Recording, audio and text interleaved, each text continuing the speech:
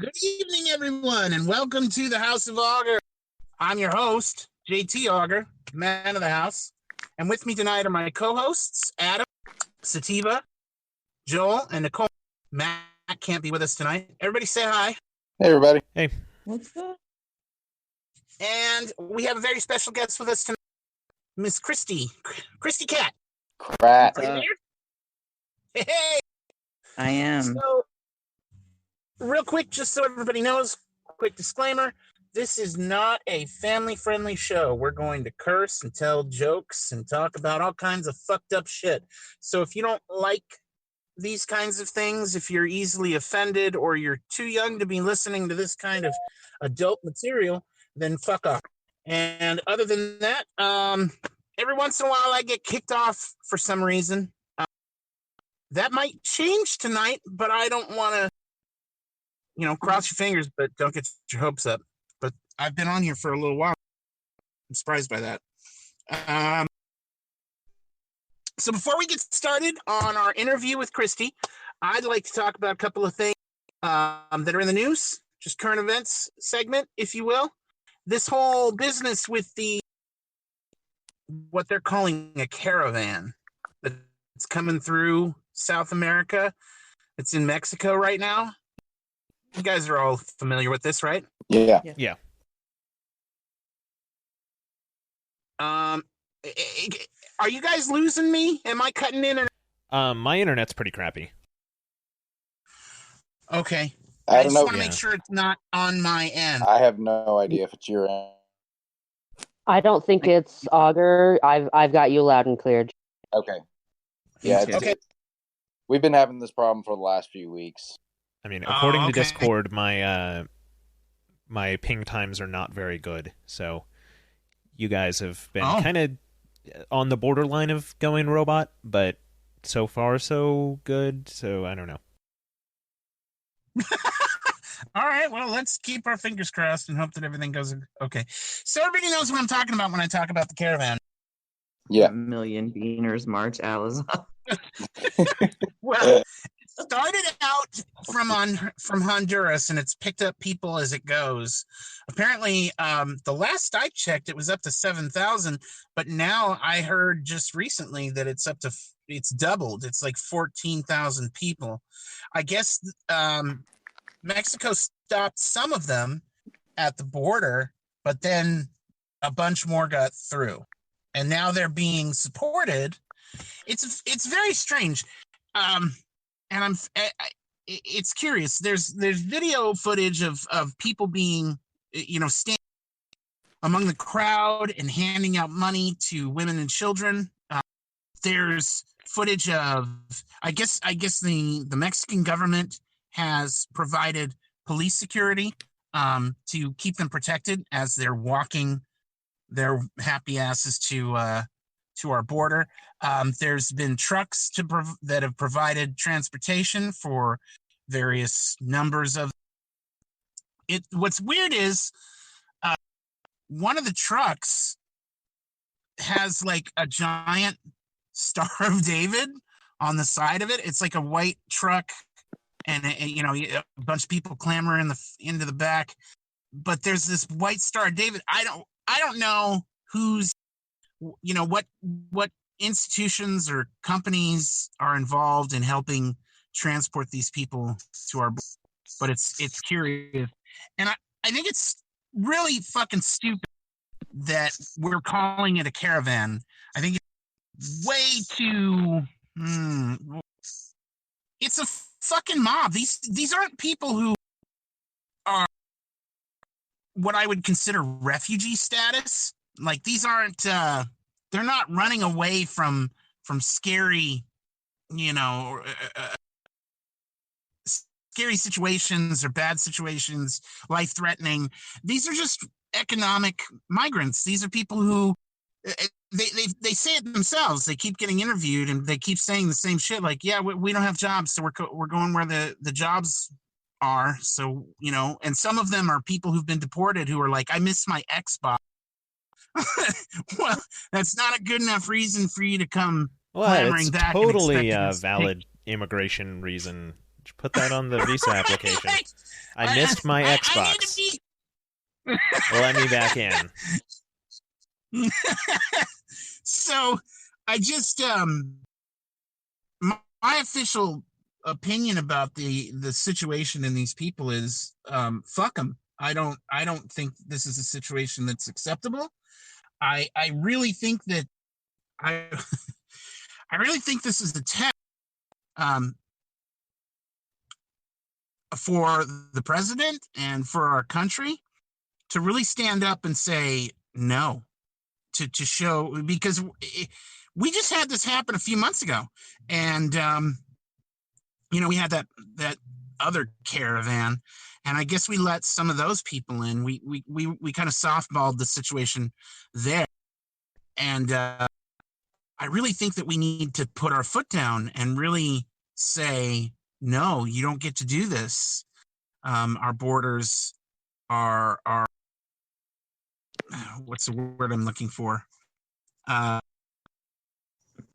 Sacred, not sacred, but something. I can't think. You can't just walk in here because you don't have a job. That's not refugee status. You know what I mean? Like, that doesn't fall under that category. I can't find work where I'm at. Well, and that's what they keep saying. Well, what do I do for work if I can't find work here? I guess I'll come to the States. When did this become the default?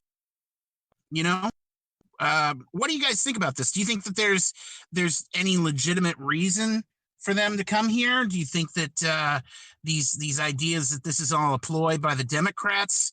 In time for the midterms, it does seem kind of curious that it's right in time with the midterms coming up.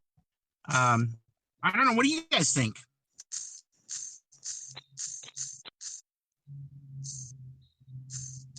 Hello? Can you guys hear me? Yeah, we can hear you. I was just waiting for somebody else to talk. But Same here. I just think it's hilarious how many random things are going on this close to the election and how people are still acting super surprised. There's always a shitstorm of some kind of polarizing social crisis right near election time. Right. And I'm not here to put on a tinfoil hat and be like, oh, it's a red herring. But I'm just saying that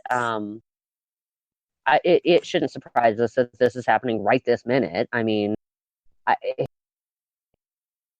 it's really interestingly timed, is all I'm saying.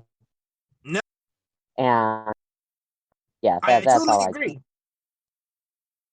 I agree with you. I think it's the timing is it's impeccable. This can't be a really. coincidence.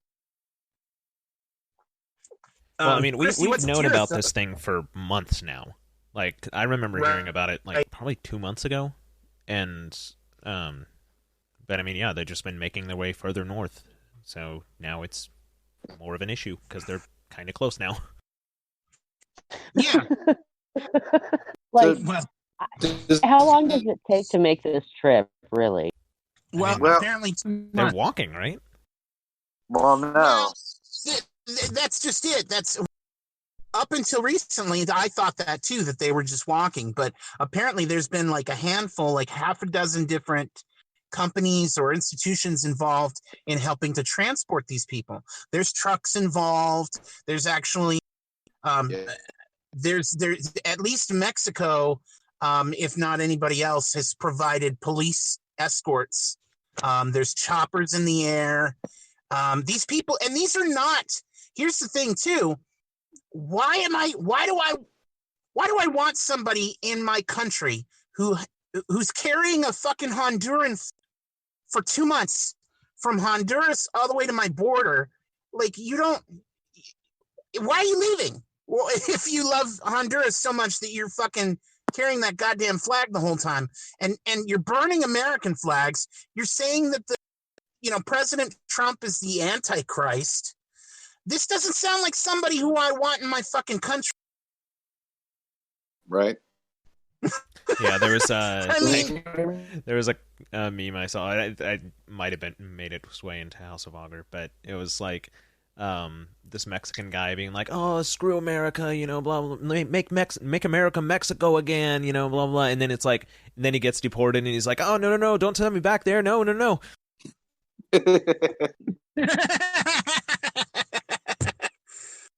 That's too funny. Kristy, what are your opinions on all this? You're our guest. I personally I'm like I said in the text chat that I am interested to see how we attack them, because that's what's going to happen, and I don't think we've gone. You know, Trump is saying he wants to call the military to our border.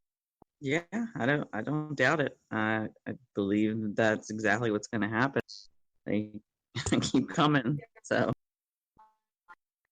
I think we're going to have mass murder, protection of our border. You think we're going to shoot some of these people? Fuck yeah, they're not going to let these people. I think it could come to that point. I hope want it to doesn't. know is right now what really happens bad. if people try to cross the border. Yeah. Well, I mean, I don't know that we should. Napalm's always an option. What's that? Napalm sticks. Oh wow! I did. You know what? That would make them like little Greek fireballs. You know, the Romans used to cover pigs in pitch and then light them on fire and send them in running at the enemy lines in order to scramble the front and make it easier to break in and wedge through. We could do the same with these refugee. What do we have? Like 14,000 of them, and they're like, well, you can't keep them in camps. So maybe if we sent them like screaming, flaming fireballs at these 14,000, I think that would send a message not only to this fucking 14,000, but to the world at large that we are fucking crazy and fuck you. We don't implying give a the shit. rest of the world didn't already think that. I don't think they do. I think they think that we're a joke. To be clear, you're talking about all the kids that are still in the cages. Yeah. We because my original thought, let's send them to all the child molesters in Hollywood and in DC, in Washington, because I mean we both know. Come on, everybody knows that Hollywood's nothing but a bunch of baby fuckers, and half of DC probably, maybe even more. So instead of endangering American children, like, we could take those 14,000 kids and give them to these child molesters. It's a win-win situation. Guaranteed, those kids are already being fucked by adults over in Honduras anyway. Here they're getting 3 meals a day. They're probably getting our child molesters would treat them way right, because we're not talking about giving them away to the child molesters who live in trailer parks. We're talking about Hollywood. Like, these are the rich child molesters. They're gonna put these kids in fucking Dolce and Gabbana before they fuck them. I mean, that's a win-win. Like, you get money, you get food. You're in America. You're still getting dicked. You're used to it. Who cares? Our kids are safe. Their kids are used to it. They're in a better situation than they were. I just don't see the problem.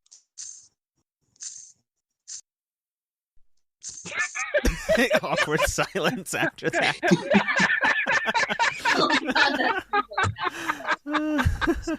Oh my god! You deserve every bit of that awkward silence after that kind of rant. I don't know. If you're gonna do a bit like that, like, there's only one appropriate response. Child rattle. Yeah. Hey, can you guys hear me? Yeah. Yeah. Okay. What's up, Joe? Did Now, you have something to say, or was that? No, but I was actually going to comment on the rattle, but again, we're having all kinds of issues here. Oh, And okay. we may have to leave in about 30 minutes because of her her granddad is having some issues. He's got medical stuff, so we may have to leave. Oh, I'm sorry to hear that. I hope everything turns out. Thank you. Thanks. But continue on. Didn't you get like a 30-day for your little when you made a post about that, about giving the kids to pedophiles? Yes. Yes, I did. People did not think that joke was funny. I wonder why.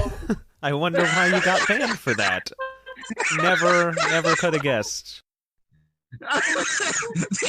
They didn't see the humor.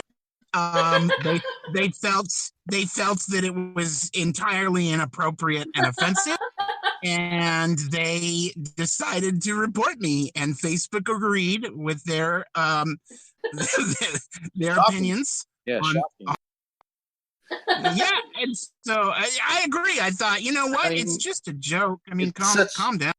Such broad humor appeals to such a huge audience too. Yeah.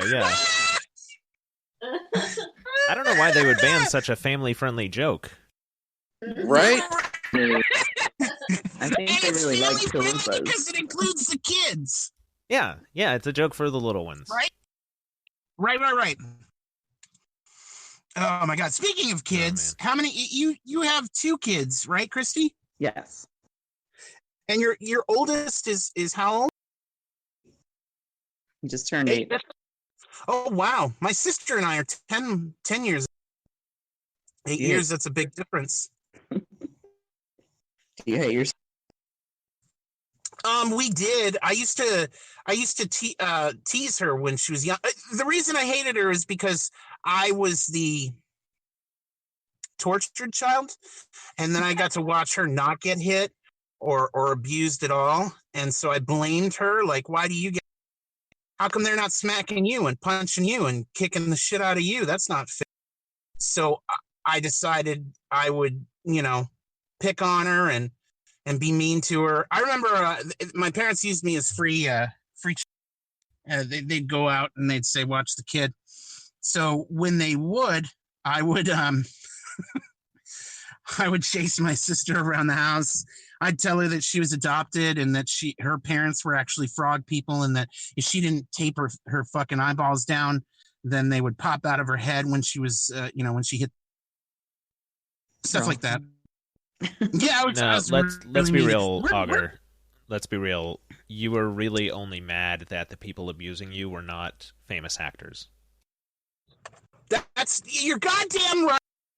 Yeah, because if they had wined and dined you first, Here's the problem: is that they abused me, in every way possible except sexually, and I really felt left out. I thought that's how little they loved me. It's just insulting at that point. It is. It's like it's enough for you to punch me in the face, but you can't let me bust a nut once. That just, that kind of disdain, it sticks with you. It really does. I mean, the guy rubbed his dick on your back, right? Strangers loved me better than my own parents. Oh, okay. This Go is figure. Your actual parents, yeah. Yeah, the guy rubbing his dick on me was not my. Yeah, no, I remember. That wasn't my dad. I thought you were just talking people in general. So, Chris. Yeah. Let's talk about you. Wait, how did we get on to my sister? Oh, right. Yeah. Do I not like my sister? I forgot. I had forgotten how we got to that subject. Auger, please do not ever again say the words, "How did we get on to my sister?" Please, not ever again. Oh, I'm saying that all the fucking time. So, yeah, actually, my sister and I are really close friends. I used to be close with my brother, and I hate him now. What happened there? Talk about that. He is a womanizing piece of shit, and basically, I'm at fault for losing his fiance because, you know, it had nothing to do with him taking a baseball bat to her TV and her furniture and treating her like shit. It He had to took a do baseball everything. bat to her furniture? And her television, yeah. That's Among multiple other fucked up things. But that's some pretty violent behavior. Has he ever hurt anyone? not that I'm aware of. He's got anger issues. Severely? What? I mean, okay, so But that's my fault that they broke up, not because he did that. You know, it had nothing to do with that. well, let's start. Let's go back a bit. See, you and your brother, and you were best of friends growing up. Is that right? I raised him. Yes. Oh, okay. How you're the older sister?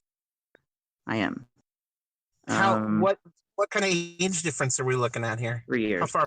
He was Only born 3 years. in 1981. I was born in 1978. And seriously, we were best friends. I hated him, beat the shit out of him, gave him a black eye for telling on me when I would sneak out of the house and shit. Why you tell on you? Fucker, why you telling me? Exactly. Because he's no. I couldn't stand him up until the day I moved of the house at 17. And then from then on we were best friends. He was over at my house every day drinking. Oh. I got him a job. You guys grew up hating each other. I thought you were best of friends growing up. No, we pretty much hated each other until I moved out. Until the day I moved out, then we were best friends. But I raised him, so he had to hate me because I was more like his mom than anything. Oh, okay. What was the situation with your parents? Why were you the one raised? My mother was the perfect Avon selling, Tupperware selling, read to me every. Did your mom have the Tupperware parties too? Oh yeah, I remember those. Yeah. They still do those? Avon and Tupperware? They don't have Avon parties, I don't think, anymore, but she actually does sell Avon. It's funny. Now she does, after her cocaine using days. She's an Avon lady. So, yeah, so Avon selling Tupperware, selling mom, read to me every night. And then my father committed suicide the night of my 6th birthday. And from then, my father committed suicide the night of my 6th birthday. This is a really bad time for the internet to be bad. I know we want to keep things light, but I want to... No, you can... Yeah. What did you say, Adam? I'm sorry. I said this is a really bad time for the internet to be choppy. So dropping a bomb like that. I want to continue with the story about your brother, but I kind of feel like we should stop and talk about what you just mentioned. Okay. Your father committed suicide when you were 6. Correct.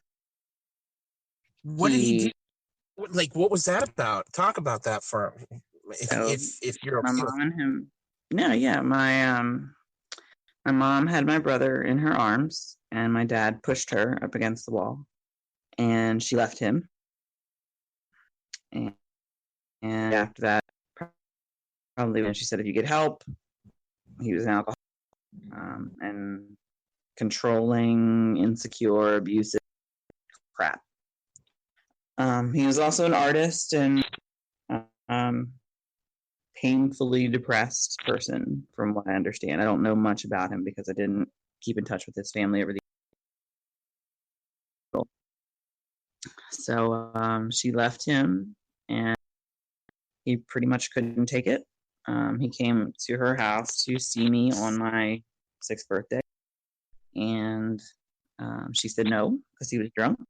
And he went home and killed himself. Jesus. And she became a coke addict, and we lived in crack houses growing up. So I was there to pretty much raise my brother. Your mom sold Tupperware and smoked crack. No, smoked Tupperware. Sorry.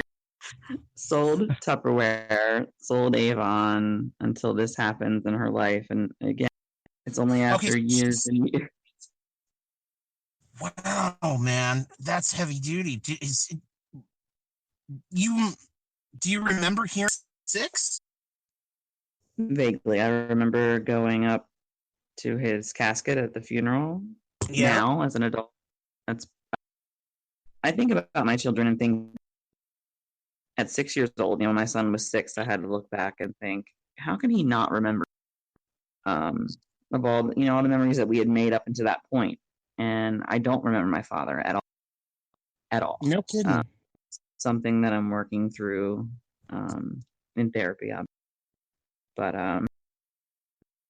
the only memory I had was, yes, every week. Oh man, that's good. That's good. Something that I've always done. I've always done it. It's something that I believe in. It's something that I am going into work in the field that I'm in. Right. We'll get into that too. Yeah. So back it up. So, what are your when you say your father was an artist, what kind of artist was he? He did paint most. Oh wow. There was a mural in my grandmother's house that he painted of. I don't know if you ever heard of the Keep on Trucking guy. Some people might be old enough to remember that, or I don't know what this is. It's this guy that was had this radio microphone. You'd actually probably like it. An old time. It is. And his foot was sticking out. You just look up "Keep on Trucking" logo, and you'll get it. Wait. Oh, are you saying keep on trucking? Mm-hmm. That's the isn't that the Grateful Dead thing? No. Something kind of. Wait, you can probably say that more to it. There's more to it.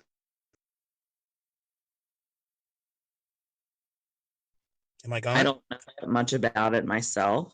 So Are you able to hear me okay? Yes, I can. Oh, okay, good.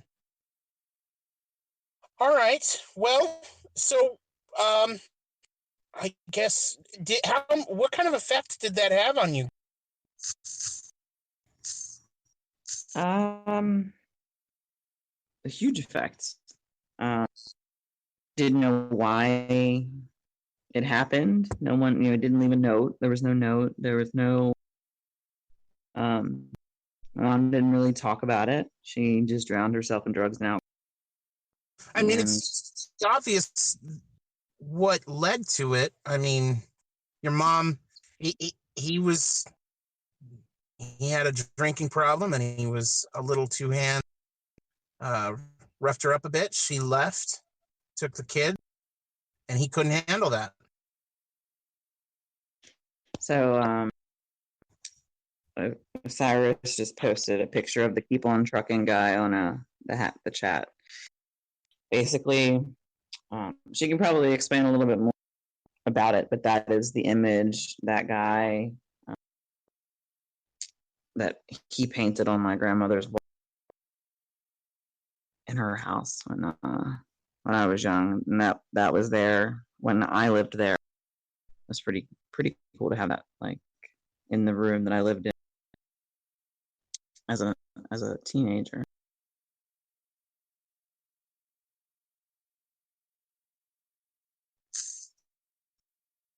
Did we lose?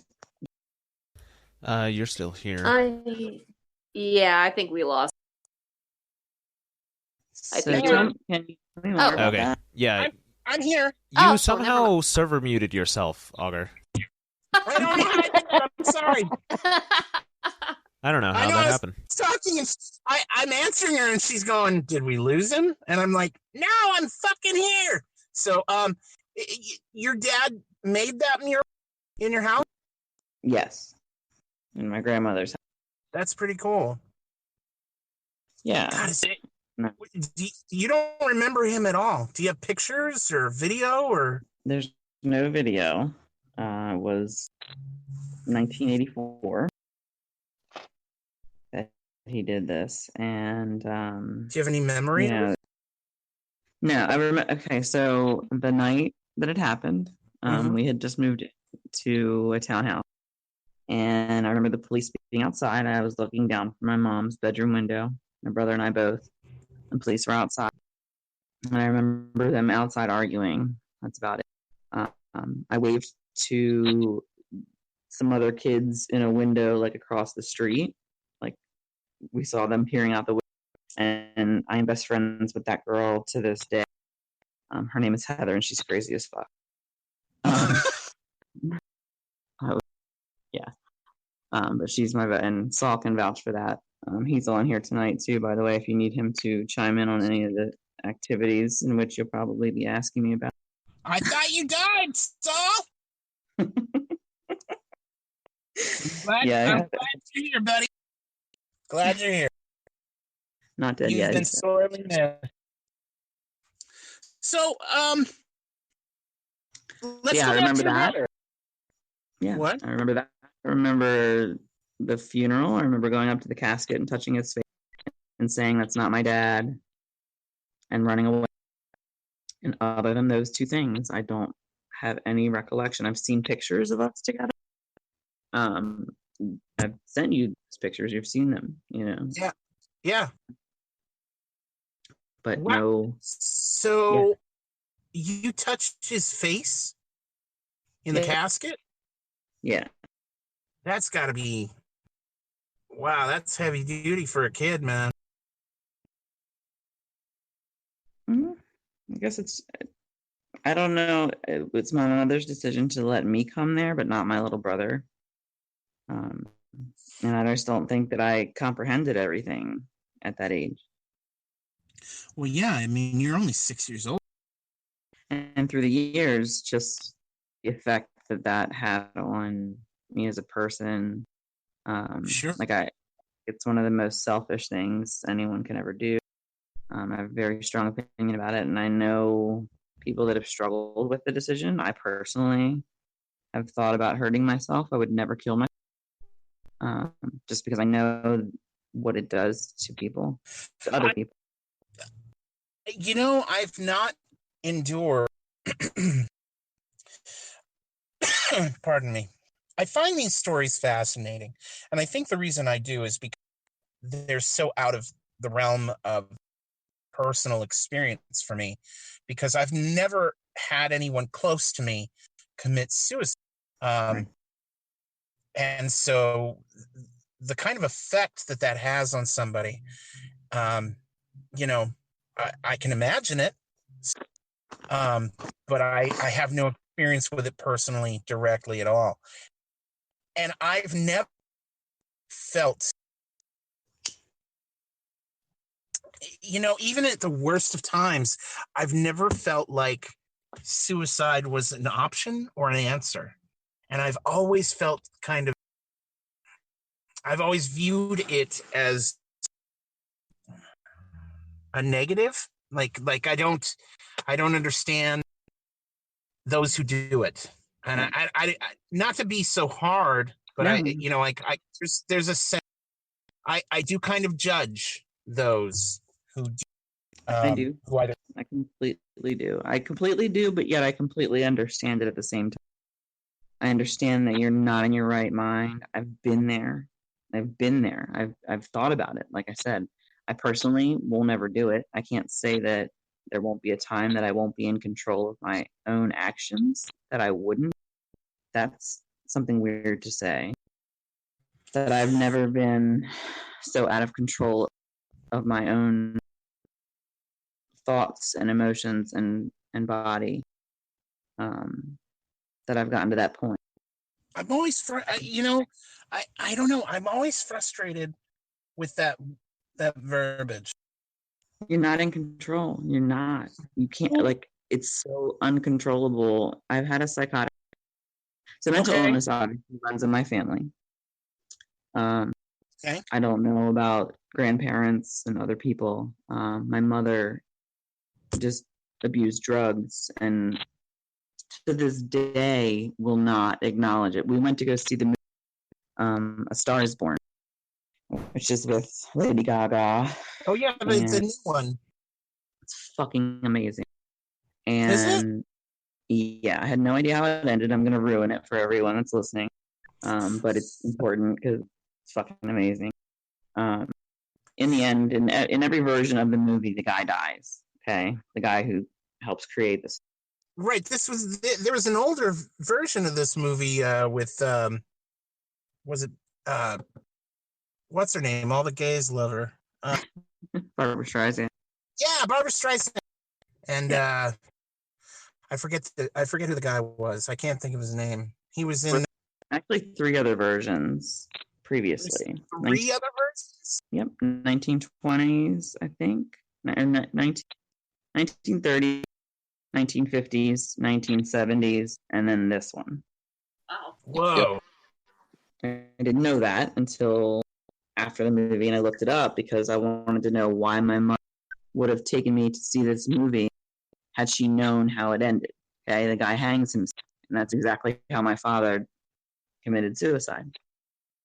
He hung himself in his mother's basement. So, your mother took you to see this movie? Yeah, the new one, and she didn't know that it ended like that either. And that's not how the guy dies in every movie, but he dies in every movie.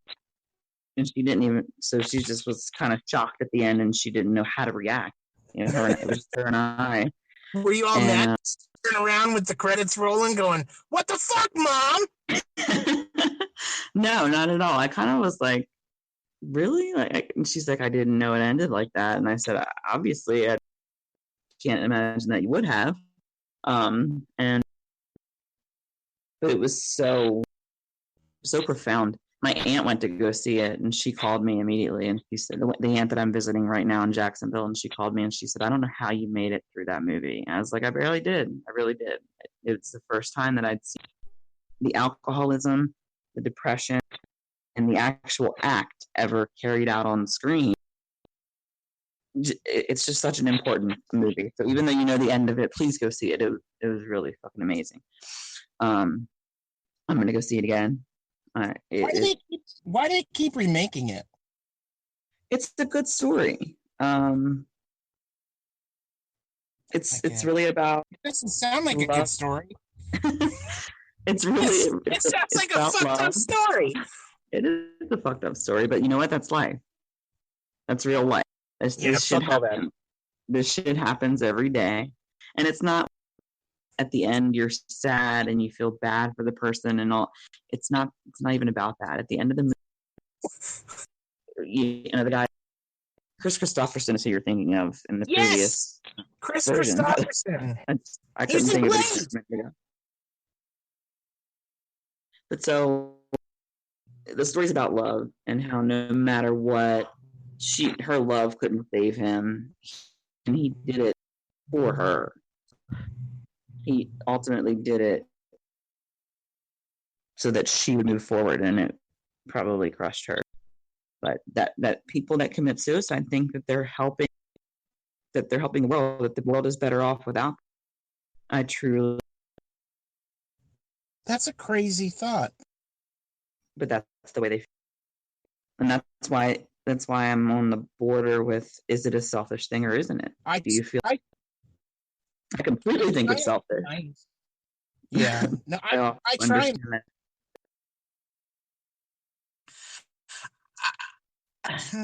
try and be nice, but ultimately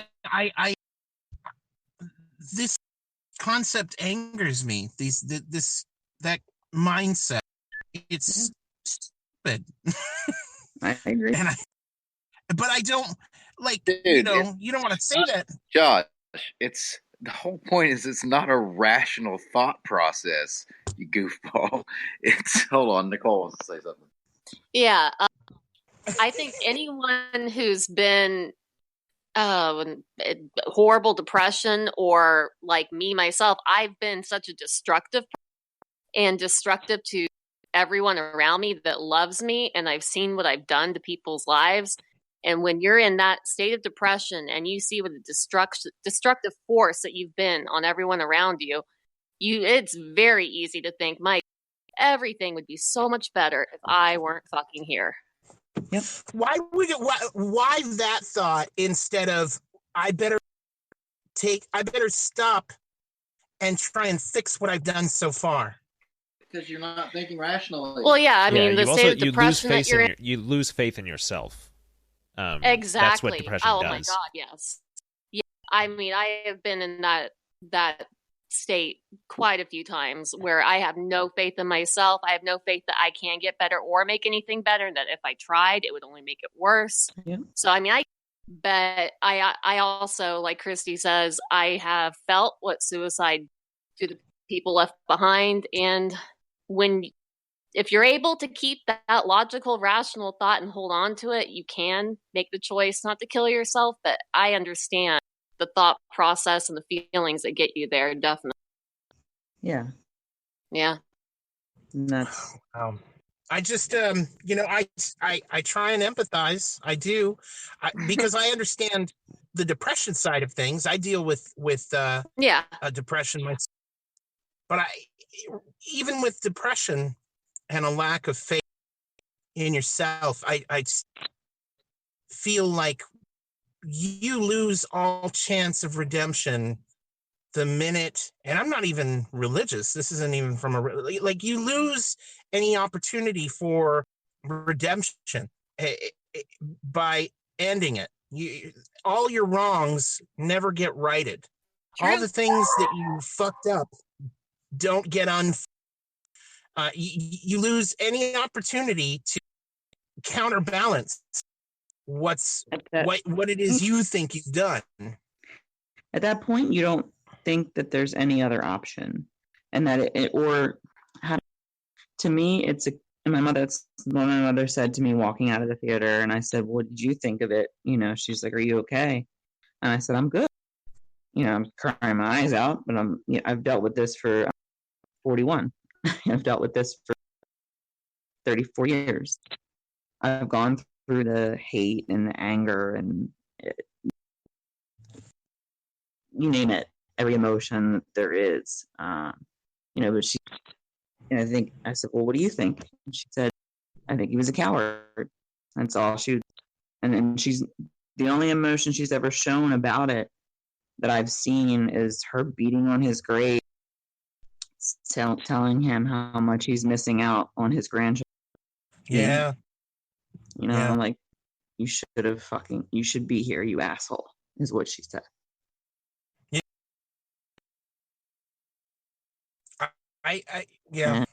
He's a coward. It's a cowardly thing to do. I think it's the easy. It's not easy by any means. It's probably one of the more difficult decisions that people make, but they don't make it. I don't think they make it for themselves. You know what bothers me more than the people who commit suicide? I was here for Sean's interview, for Sean's wife's, when he was talking about his wife. Yep. And that was crazy. That was crazy.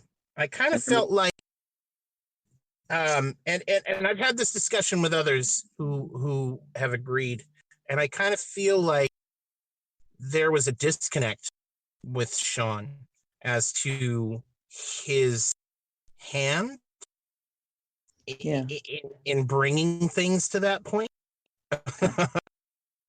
There was just a lack of self-awareness, it seemed, or awareness of the signs. It just seemed with I knew the signs with my father. What's that? The signs were all there with my father. They were. I mean, right. Yeah. And no one ever thinks that someone's going to go. I suppose. I just. Yeah. It's a heavy. It's a heavy topic. It's a heavy topic. And I'm okay talking about it. Not And I everyone is appreciate you doing okay. that. And I shouldn't, like I said, I have no experience with it myself, so my opinions mean fuck all. But The God Electron has asked us to punch her in the cooter. Please do. the Falcon, otherwise known as a Falcon punch, which is always Anyway, lighten it up. You know what? Falcon punches are always a good time. For both parties involved, because it's satisfying to any man to punch a woman in her vagina, just because women can sometimes deserve it. I'm just saying. I'm not saying that men don't sometimes deserve to get kicked in the butt. I'm not saying that. I'm just saying that sometimes it's both. That works both ways. It is true. Yeah, everyone deserves a good punch in the genitals every now and then. Just to shake things up a bit, just to jolt the nerves away.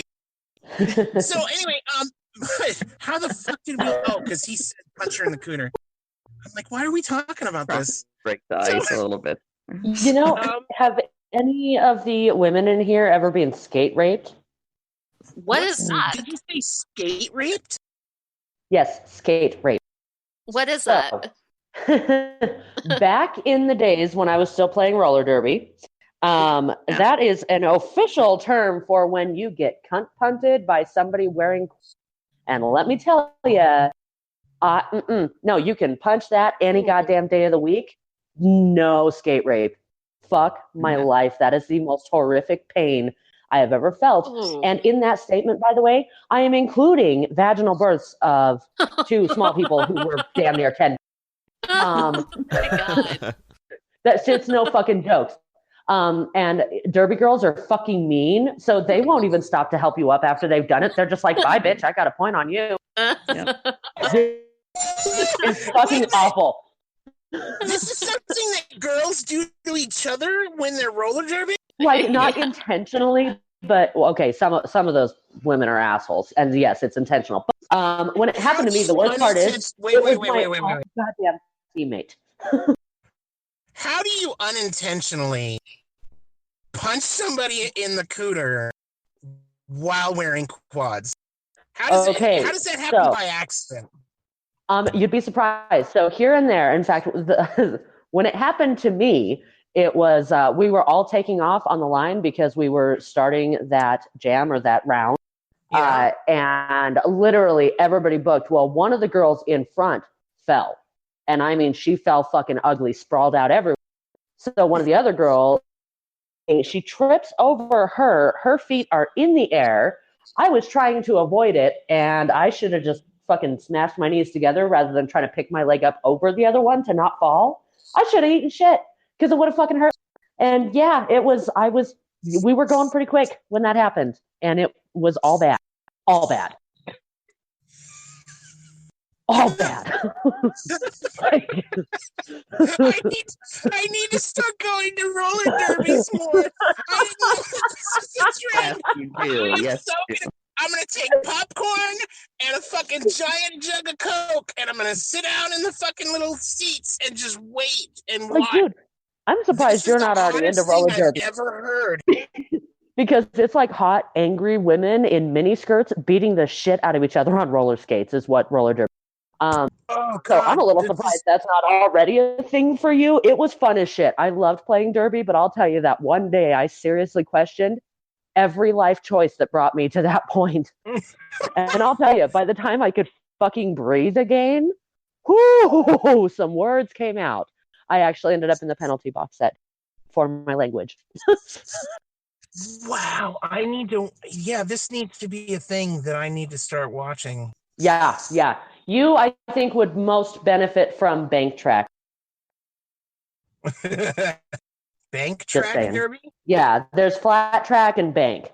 Is bank where it's like tilted? Yes, that's a bank track. Yeah. And that shit gets me.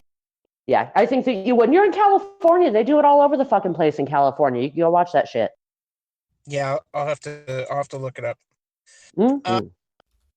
But anyway, yeah, so that was just my little aside for all the women whining about getting punched in the vagina. I don't want to fuck, because until you watch a fucking fat as shit feel disappear under your miniskirt, fuck you. You don't know shit.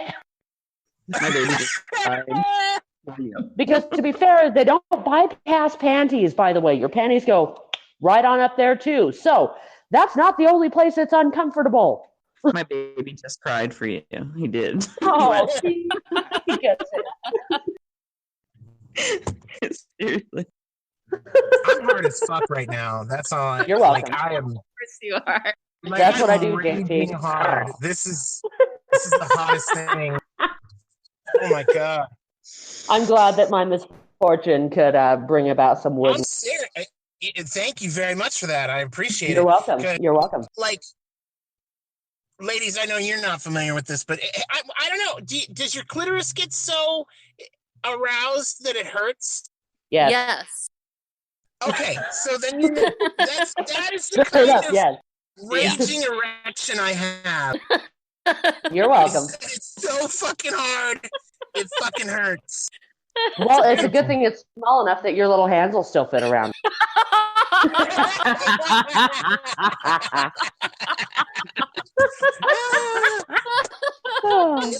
It looks bigger in my little hands. I bet it does, little guy. It's great. I give myself a stranger, and I think a child's jerking me off. Damn.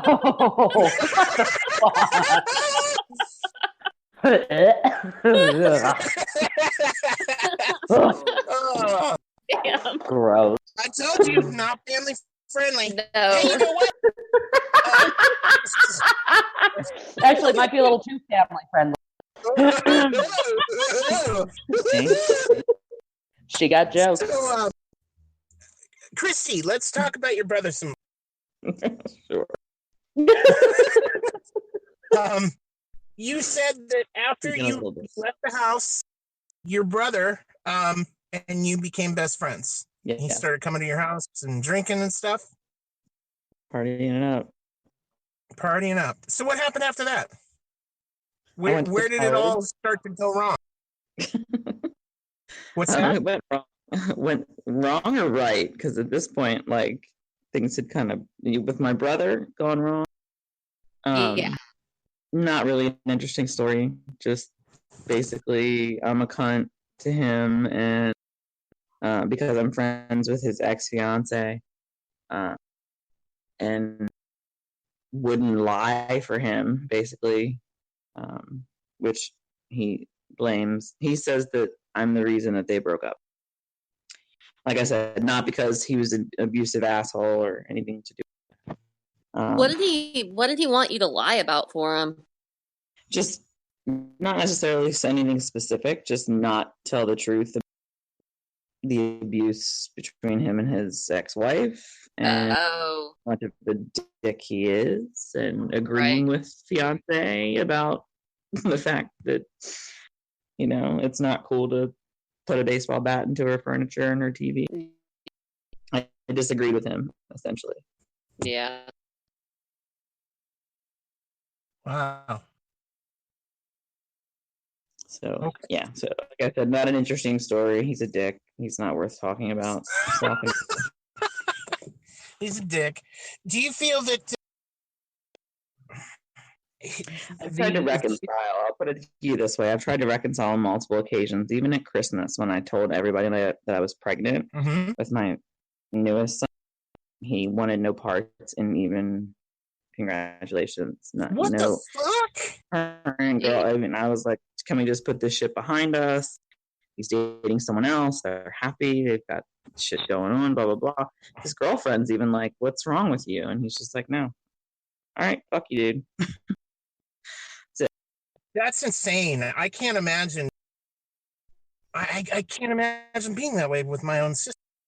I never thought I would see the day that we would be this way, because, like, literally, we would go to And people thought that we were dating because we were so close. Like, we did ecstasy all the time.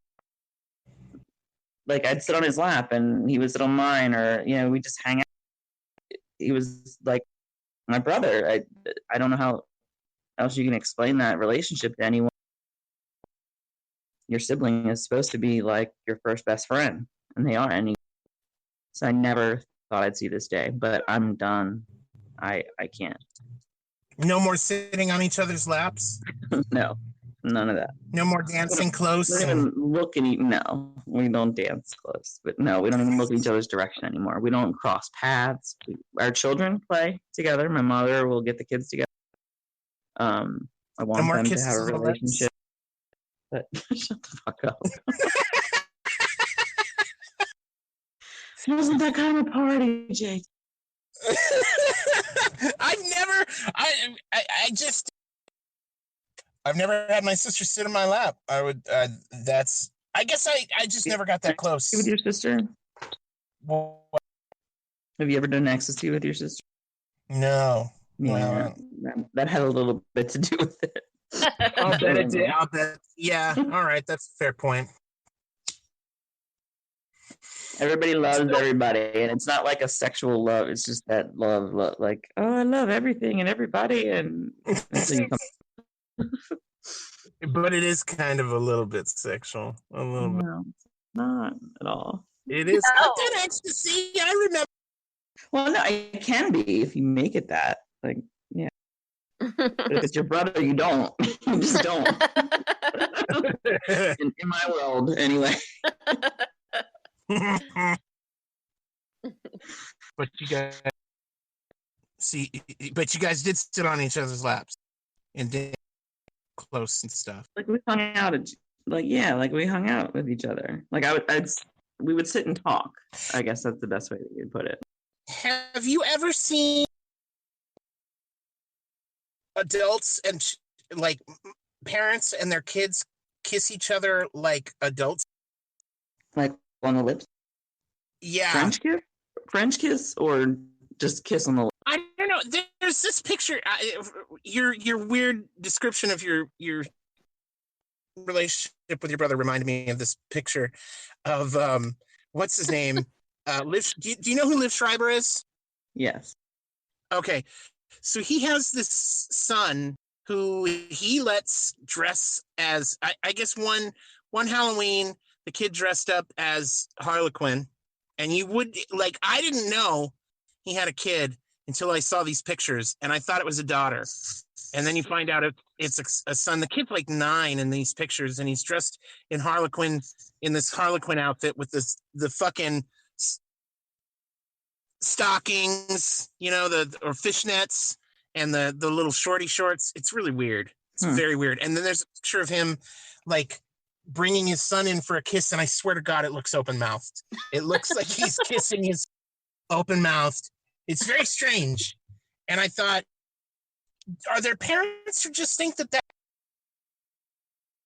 guess, because I know there's parents that think that it's okay to be naked around their kids, and I guess that's okay.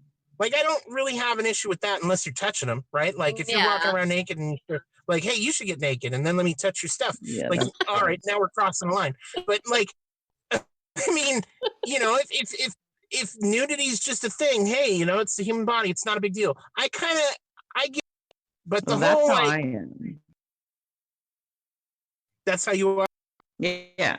Like, that's how my family was. Yeah, like my mom was always the same way and just very open. It's a body. It's not like I'm breastfeeding this. I'm breastfeeding my son, and my other son, who's 8, comes around. Yeah, and he jokes around like that. The baby's like, "I want boobs." Like, mom, the baby needs your boob. That kind of thing. Like, just it's a boob. It's not. I don't know. Yeah. Right. But yeah, no open mouth kissing. That's not allowed. But I kiss my friends. I do. I kiss my friends and my family on the lips all the time. Yeah, my family does that. My grandma goes a little far with it, though. So does mine. Yeah, my grandma's just, oh, God. I dread going into her house every time. She's like, give me sugar. And she just like grabs you, and it's always wet, and it's just bad, man. And Are she you does Italian? it too. Yeah, she's never. Are you Oh, Italian? really? I've never let her. What'd you say, Kristy? Are you Italian? No, German, No. man. German, okay. Yeah. Yeah, No, that makes sense. Germans are gross too. Yeah, we kind of Yeah, are. kind of. Yeah. that makes sense. Oh my god, your grandma sounds like so much fun. Oh god. I'll kiss my mom on the cheek, and then I'll fake, like, sometimes she'll come at me Yeah. face, Yeah. and I'll do the like the fake kiss where it's like, but we don't actually touch. And I think she kind of thinks that's funny and kind of like rude, and I'm like, no, I'm not doing it. I'm not kissing you on the lips. Yeah. I always try to avoid it with my grandma, but she's good at darting it. Yeah. I don't really talk to my mother's side of the family anymore, which is the only side that I was ever really that I ever interacted with. But when I did, the last time I did, it was really funny because my grandmother is very political, and she's vocal about it. She can be very opinionated about it, but she can maintain that as long as she's sober. But she doesn't like to be sober. She likes to drink. And at family get-togethers like Christmas or Thanksgiving or whatever, we'd get together, and they would try and minimize, if not altogether get rid of, her drinking. Like, just, here's soda water or whatever, like, hey, don't get. And she would resort to asking the grandkids, hey, go get me a drink over there. And the other grandkids were, told, like, listen, just if grandma asks you for a drink, just politely say no or say yes and go about your business and forget about it. And I was the dick who was like, yeah, let's stir some shit up. What do you want, grandma? Drunk grandma's fun, grandma. All right. Coming up. And they fucking go, how'd you get this fucking drink? And she'd be like, because my grandson loves me. Oh, and look at me like, motherfucker. Like, my Aunt Carrie fucking hates me because of that shit. She'd be like, why did you fucking give her a drink? God damn it. And I'd be like, because of this. This is why. She'd go off on fucking, some political rant, and they'd fucking. Oh, it was beautiful. I miss that, at least. So now, Kristy, you went to college. I did. And you got a couple of degrees, didn't you? Just one. Oh, just yeah. Well, I have a bachelor's degree in healthcare management with a minor in business. I graduated cum laude and with honors. That's pretty impressive. Yeah. Considering the upbringing, I'd say that. What's that? Unusual. I said, considering my upbringing, it's unusual. Yeah. We expect you to be like a drugged out, coked out, crapper, whore, but I'm a whore. Don't get it twisted.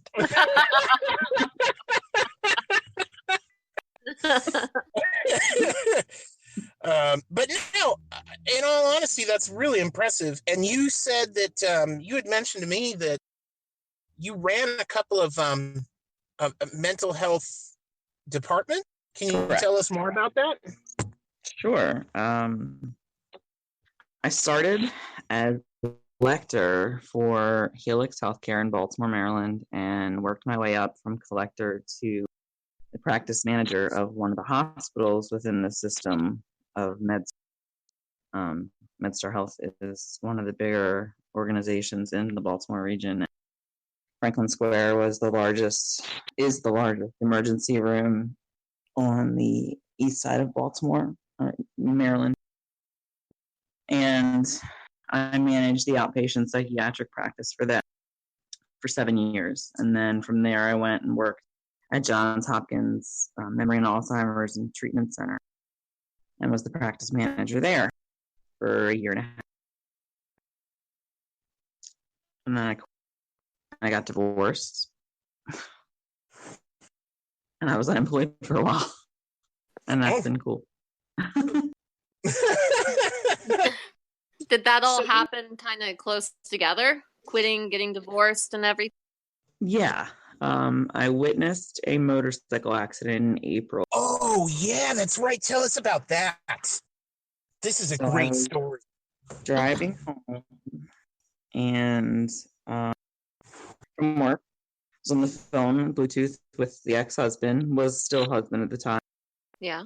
He's a police officer. You married a cop? I did marry a cop. And, yeah. After doing drugs for my entire college / after college experience. Was this a redemption thing? Cop. Like I need to, or like a safety security thing? Like in case I start up again, I need somebody to have my back who can fucking clear my record? Or was it like a sex fetish thing? Like I just like men in uniform? No, because I hadn't even seen him in uniform, before we got together. Before, yeah, he hates salt. Oh. Wow. But everybody hates salt. No, I'm kidding. He probably thinks that Saul's a direct influence on my current life, which he despises. So, anyhow, back to the motorcycle story. Yeah. On the way home from work one day, he's controlling asshole. Wanted to know what time I was going to get home. It was our anniversary, our dating anniversary, and I was on the Bluetooth and I'm driving, and 2 motorcycles fly past me to the point where I looked in my rearview mirror and they weren't there, and then they were flying by me like they were going at least 100, 120 miles an hour. A red one and a yellow one. And the next thing I know, I'm asking him, I'm letting him know I'll be home soon, blah, blah, blah. I see yellow motorcycle parts flying across 95, 4 lanes of traffic, actually 5 or 6 lanes at that point, because it was where 2 highways merged together. And a body lands in front of my car. Oh my God. And I slammed on my brakes and just said, I gotta go. It's not me. That's goodbye. Crazy. Like hung up the phone with him and ran out in the middle of the highway and started to try to figure out what was going on with this kid. And he was 26. And I didn't know this at the time. I just knew it was a kid in a helmet that was bleeding from somewhere. How old were you at the time? This was 6 years ago, I guess. So, wow, 34. Yeah. But some people, and everybody's always asking me, like, how do you do that? How do you just respond? Some people run to accidents, and other people stand shocked. And I'm standing there trying to hold this kid together, and people are standing around taking pictures, and Jesus. Other people are like, how can I help? What can I do? They're not willing to get their hands dirty, but they're, standing around trying to help. And there were, there's me holding his hand, asking if he's okay. Yeah. And not really responding. Kind of like fluttered his eyes and basically just, held his hand. I cut his clothes off when the paramedics got there. They had put their bag down to try to assess things. And I just grabbed the scissors out of their bag and was like, cutting his clothes off because I know you're gonna need to get to him, blah blah blah. And I'm covered in blood from fingertips to elbow.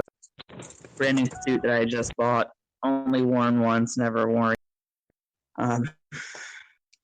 Eventually, I found out who the kid was through because cop friends. A friend of mine actually rolls up on a friend of my husband. Yeah. Rolls up on the scene and is like, "What are you doing?" I was like, "Oh, not much. Just, I'm there holding a body together." And he's like, "Is that you?" And I'm like, "Yeah." And so finding out through him who this person was, and it was a well-known family, I ended up getting in contact with the family. Something just told me to call the family the next day. I found out that he died. But I just basically his mother was so thankful that I was there to just hold his hand, and he didn't die alone on the highway, because they were just handed a bag of bloody clothes at shock trauma and were told, "Your kid's dead." They didn't know what happened. They know nothing in the police report.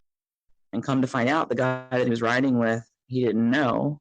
And that person stopped up ahead, like further up down the highway, took his helmet off, said, "Fuck it." He's got back on his bike and took off.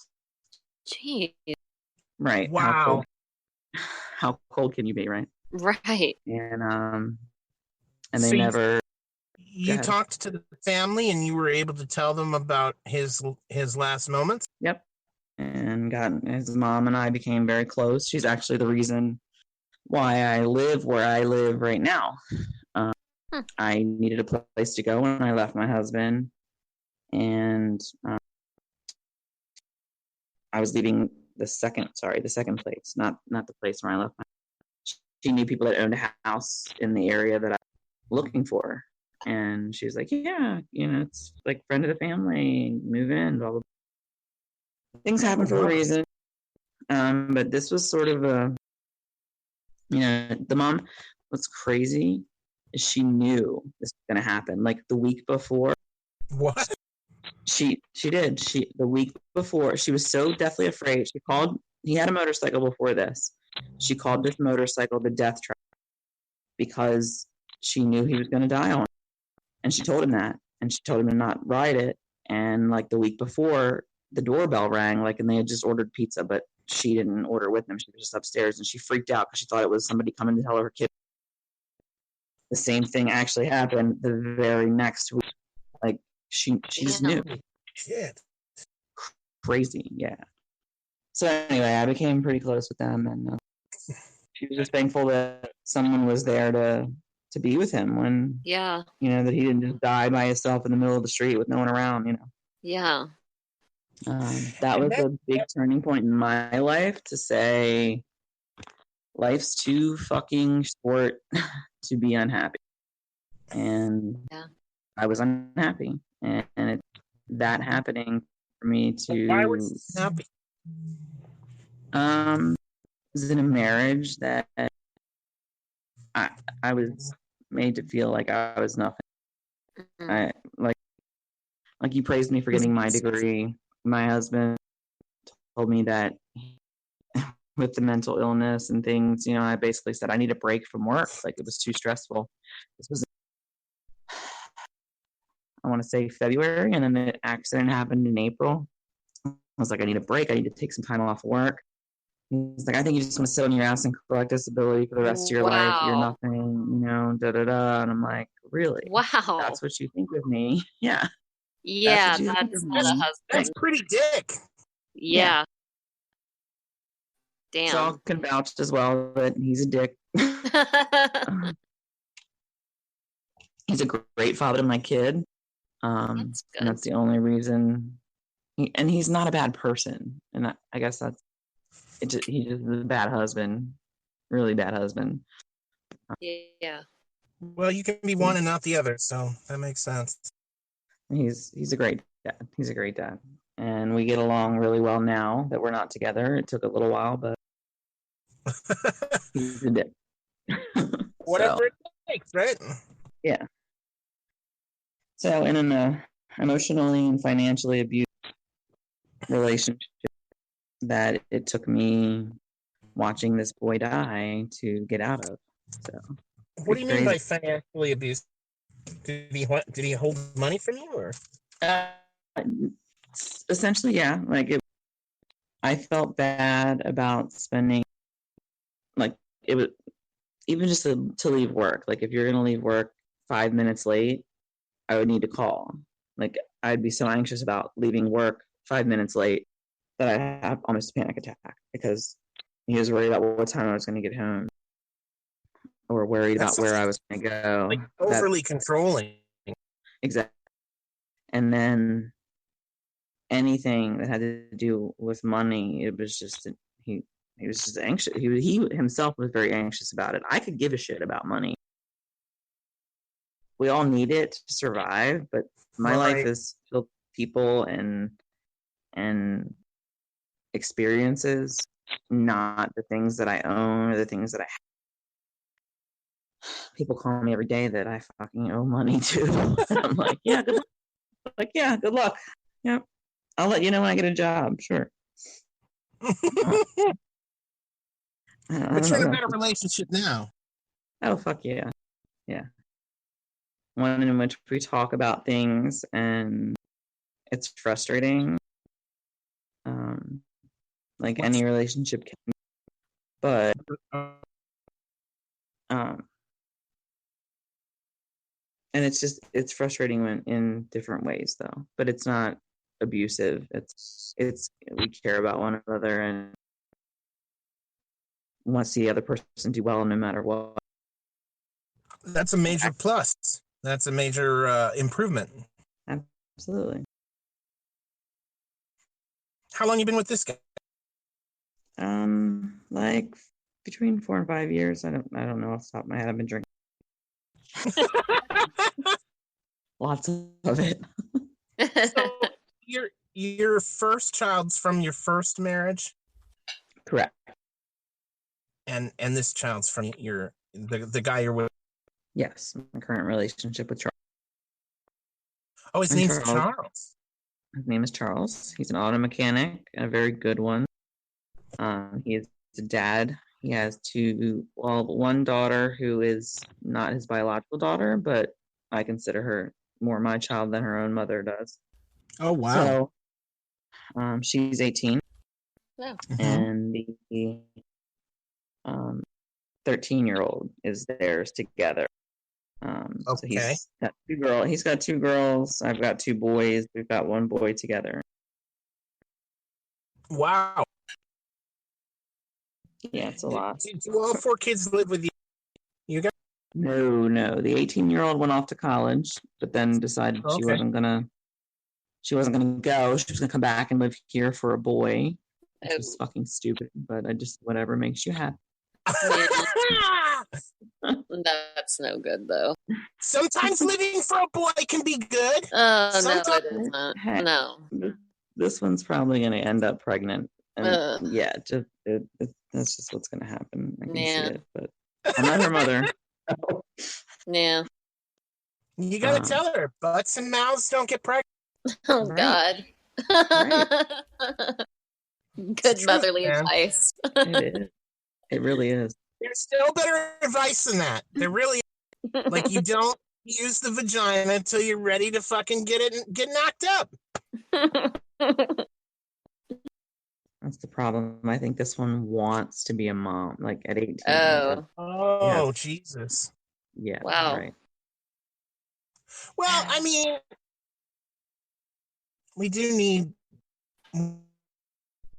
Yeah, so. No. We don't. Not from her mother. Not of that family line. Not that bloodline. But the kid. Did you ever see hold on. Let me tell you. Did you ever see the picture that Saul posted? And he might have it on his phone, and he'll post it for you. It says, "Yeah, her mother is a meme. Prostitution. You get what you pay for." Okay. Basically, her mom was a prostitute.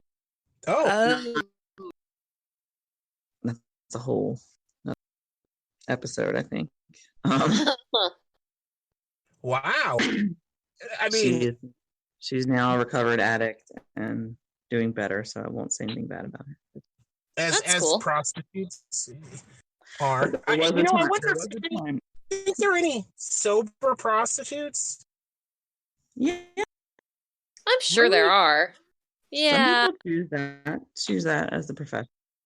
Yeah. I don't know. I feel like that's a difficult. Saul says yes, but not her. There are probably sober prostitutes for sure in places where prostitution is, and that really is a profession.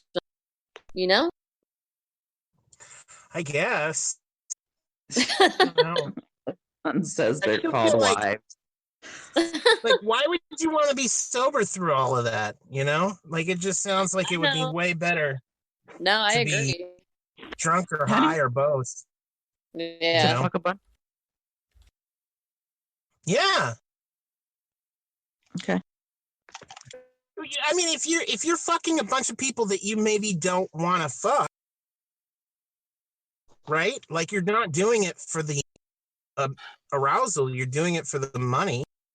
Then wouldn't you be like, I need a drink or a line? Fucking both. Well, I mean, I'm going to, of course, say yes, but I'm an addict myself, so of course I'm going to say yeah. What does the Bible say about this stuff? No, it doesn't. Our Bible quoter? Because Adam's our resident, very good. Well, and he's Christian. He's Christian, well, right? I am too. Yes, he's Christian. Yeah, but you're not. You like he goes but to I'm fucking not good. Bible study and he goes to Sunday every Sunday. Adam's like who I used to be. And like he's a proper Christian. Like he's the real deal, man. Like you're just playing at it. You just call yourself that. You don't fucking go to church. I'm just playing at it. I like that. He's serious Christian. What? You're not a serious Christian, apparently. No, I guess not. I'm play acting. Not if you're not hitting Sunday church on Sunday every Sunday, then like and you're not going to Bible study, like you're not a real Christian. Oh. I mean, by that standard, I'm not either. Right. Yeah, you got fucking Sunday, but don't you go every Sunday and all that? I mean, not every Sunday, but most Sundays, I guess. Okay, that's most Sundays. The majority of people I know who call themselves Christians fucking go once in a blue moon. Yeah. Yeah. CEOs, Christmas, Easter only. Yeah. I've never heard that before. You haven't? No, that's hilarious. I'm not Christian. I don't know these fucking internal little. Yeah. I don't know the internal. We have our own slang language. Don't worry about it. That's hilarious. Don't worry about it. What's the Bible say about prostitution, Adam? Does it say if you're going to be a whore, then you should be drunk? I don't think it goes into that level of detail as to how you should do that. Like, what does it say? What are the requirements for whoredom? I don't think it's a manual on how to be a good prostitute. I don't think that's really a thing. What religion are you, Jake? I am atheist. Are you? So, I was not raised with any religion whatsoever. My parents were not. I guess my mom, according to my, her mother was Catholic, and they used to go to school. You know, she went to Catholic school and Sunday church and all that, and did all that when she was a kid. But I guess after my grandparents broke up or split, there wasn't as much emphasis on the church, from what I understand, and it just kind of fell to the wayside. And then my mom just never kind of picked it up, even though, like, it's funny to me. I don't think she stepped foot in a church in fucking years, and yet she still, considers herself a Catholic. I'm Catholic. Yeah. Technically. You're not. I guess I guess. Oh wow, is that the mom that you're talking about? Yes. Yeah. Oh wow. Oh no. Oh wow. Whoa, Yeah, I've never seen that meme, dude. but yeah. I knew he had it. Oh. That's fucking hilarious. No. Wow. Don't take our children out of that one. Wow. I am entranced by this picture. Wow. That's The mom. have you ever seen the movie? There's an old 80s, like early 80s horror film called House. Yeah. And there was this frightening fucking creature, this female creature that he chops up, and it's still fucking talking and it's still alive, and he has to separate the part. Yeah. Her fucking makeup for some reason reminds me of that. And dude, I saw that when I was a kid, and I was deathly afraid of that fucking. It scared the shit out of me. And I can't imagine. And now I'm picturing that creature on the corner going, "Who wants me to suck their dick?" It's not cool. It's not cool at all. Yeah. For heroin. Yeah. Like, that's just. How can you be that fat with heroin? I don't understand. Man, when I was in rehab, there were some very overweight crackheads and coke addicts. Like, I mean, it was crazy. And I felt bad for them because people would always make that comment to the overweight ones. Or it's like, really "How are you, a fat crackhead? What the fuck's wrong with you? Like, how much do you eat?" Like, How much you have to eat? Say it that way. Right? That's so funny. You can't be that serious about your habit. I know. Be a better addict. I didn't get fat until after I quit. Not heroin, just drugs and period. I never did heroin. I never did any drugs with needles. No, you ever do any drugs with needles? Nope. No. Yeah, I didn't mess with that stuff. Nope. I used to be able to say I never did anything up my nose or in my arm, but I can't say that anymore. What? Oh, what'd you do in your arm? No, not in my arm. Up your nose. I used to say both. But Yeah. I got. Alrighty. Wow, what a trip, man. That's the. Oh, what are we? If you've taken a pain pill, you basically took heroin. Pretty much. Well, I did. There was one time. Oh my God, there was this one time. I guess I had, what do they call it? Testicular torsion. Yeah. I get it, and it had caused an infection somehow. So it started out just being like a minor pain, like a throbbing pain in one testicle, and I thought, all right, maybe I just, banged it out too hard or something. and I just kind of like suffered through it. But then after like 3 days, and I'm a corpsman, mind you, so like this is how shitty we are when it comes to taking care of ourselves. Like, if somebody told me, "Hey, I'm having testicular pain," and I said, "Well, how long have you?" and they said 3 days, I would say, "You need to go to the doctor immediately." Yeah. Me? No, not at all. Like, I was like, I'm gonna write this out. But after the third day, it started to get worse and worse, and it started to get it started to swell, and it started to get really. So about 4.5 days in, I woke up and I was in so much pain. I get in a car, and I'm so racked with fucking pain at this point. I'm just driving. I don't even know where the nearest hospital is. And I fucking start driving. I'm like, I'll run into a hospital. I shouldn't have been driving. Like, I'm surprised that I fucking didn't get in an accident. I find a hospital. And I fucking like I get into the parking structure. I'm in so much pain that it's taking forever just to take I'm almost incapacitated. That's how much pain I'm in. I finally get into the fucking place, and I'm like, I need you to remove my balls. And they were like, what? One castration, please. I want them gone. This is too much. I can't do it. Take my balls, please.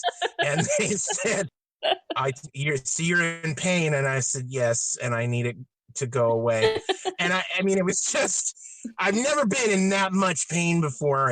It felt as though somebody had grabbed my testicle, squeezed it really hard, and then twisted, and then held it like that. And I'm trying to walk around with somebody squeezing and twisting my fucking testicle. So they get me a fucking. I have to wait, and I'm like, are you serious? I have to sit in the waiting room before you can. Can you just? Do you have some scissors? It's done. Like, I want it gone. I don't care what it takes. Yeah. So they finally they get a wheelchair, and they get me, and they take me into this room, and I change my clothes into their little fucking gown, and then they take me into another place where they do an ultrasound on my testicle to make sure what's going on. So there's this woman. I guess it's a teaching hospital, because it was a guy, and he's like, I'm going to do this, and I'm going to have this girl watch, and I'm sorry, is that okay? And I'm like, I don't care, just whatever. Just let's be done with this. And he's like, I just need to make sure I understand fully what's going on. So he does the ultrasound, and I'm like, do we have to kill the ball? Like, what's? He's like, no, we're fine. This is an easy fix. You'll get some penicillin. We'll get you some what's the stuff they give you for they give you morphine? Yeah. I'd never had morphine before that. Oh, yeah. I just remember I remember it felt really weird and kind of itchy when it first hit. Mm-hmm. And then all of a sudden there's just this pain drop, but it would only last for like 5, 10, 15 minutes.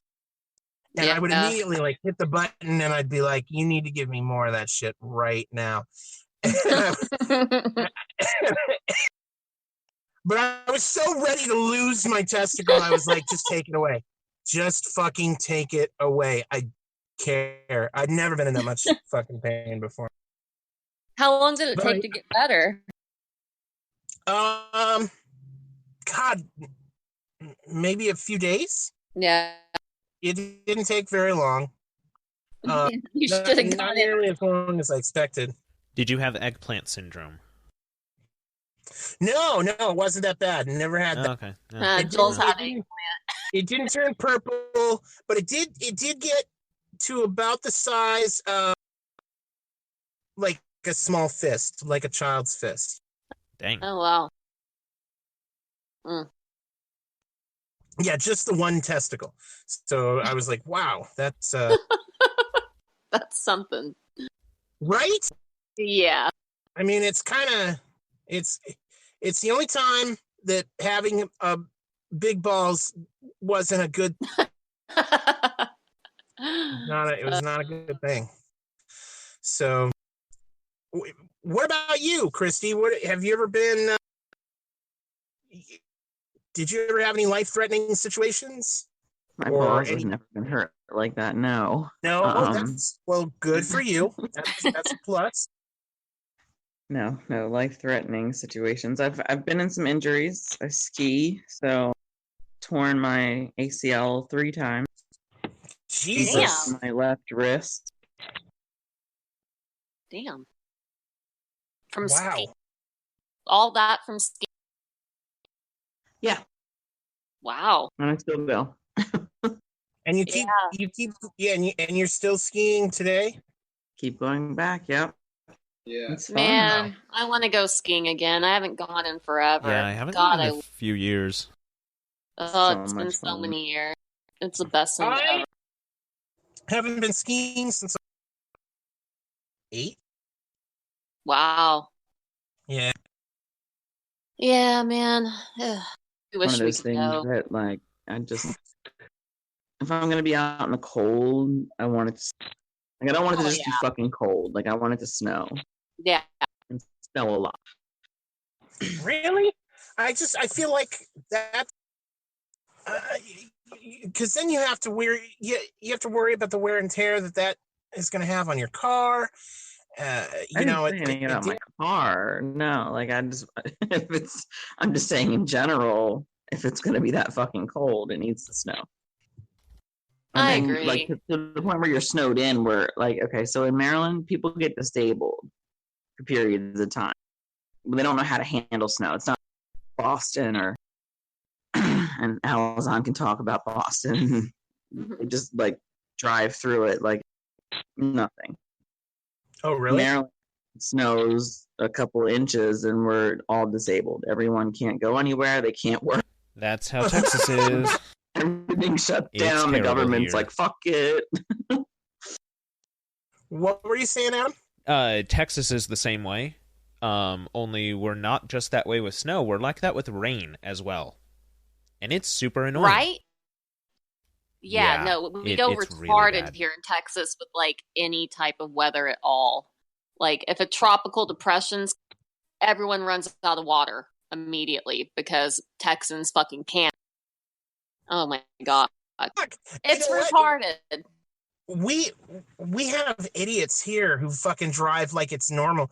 It's not like we have rain. When we get rain, people decide they want to drive faster. I don't understand where this is coming from. Or maybe fog. California's like, not so bad. I don't know. It's foggy. I'll drive 85. What are you fucking doing? What is your problem? Are you out of your fucking mind? It's the stupidest thing.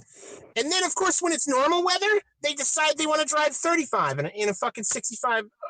It's the stupidest. I hate California drivers. They're the fucking dumbest. I can guarantee you that Florida's worse. Well, everything's worse in Florida. Exactly. Apparently. Really bad. Like, I've only been on the road a few times, like once to go to Walmart, once to go to Whataburger.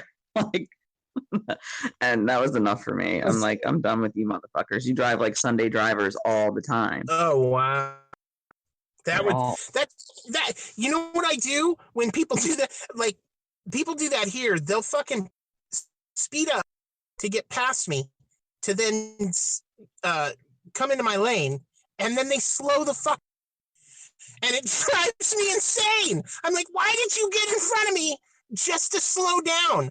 Are you doing this to fuck with me personally? Yep. And I'll get in the left lane and drive up, and then look in the window until they make eye contact with me and look at them like, are you fucking stupid? What the fuck is wrong with you? And then speed up past them. I'm a very angry driver. Yeah. I'm very. Oh, man, I'm that way, too. That's why I can't live in the city again. Like, and whenever I've lived in the city, I am just full of rage all the time. I can't take it. Yeah, I mean, that was me today. I always have to drive when we go to Austin. She always drives around town because she hates being the passenger. But I drive in Austin or any city. Yeah. But yeah, it took me, like, normally my drive home from work is 35, 40 minutes. Took me an hour and 15 today because there was a wreck. And it was awful. Fuck. Yeah. Fucking lucky lose, dude. Yeah. And so I missed being able to pick up my medicine from the drugstore because they closed. Because I didn't get home in time. Oh, man. Yeah. So you're unmedicated right now. Yep. I know. Adam's dangerous now. He's unmedicated. I've been unmedicated for like 2 weeks now. That's the problem. That's too funny. Hey, what's going on with you guys in Texas anyway? You guys are fucking. What's like? You guys. There's too many fucking liberals in your. Yeah, I know. Yeah. It's the cities. It's mainly Austin and Houston, in my opinion. Yeah. And Dallas too, no? Yeah, well, Dallas isn't quite as bad, I don't think, yet. It's not great. It's also just the millennial generation. Like, I'll take the blame for this one. It's my people. Yeah, no, true. Yeah, we're all young and impressionable and stupid. All the transplant people who are moving here too. Tons of people moving. Yeah.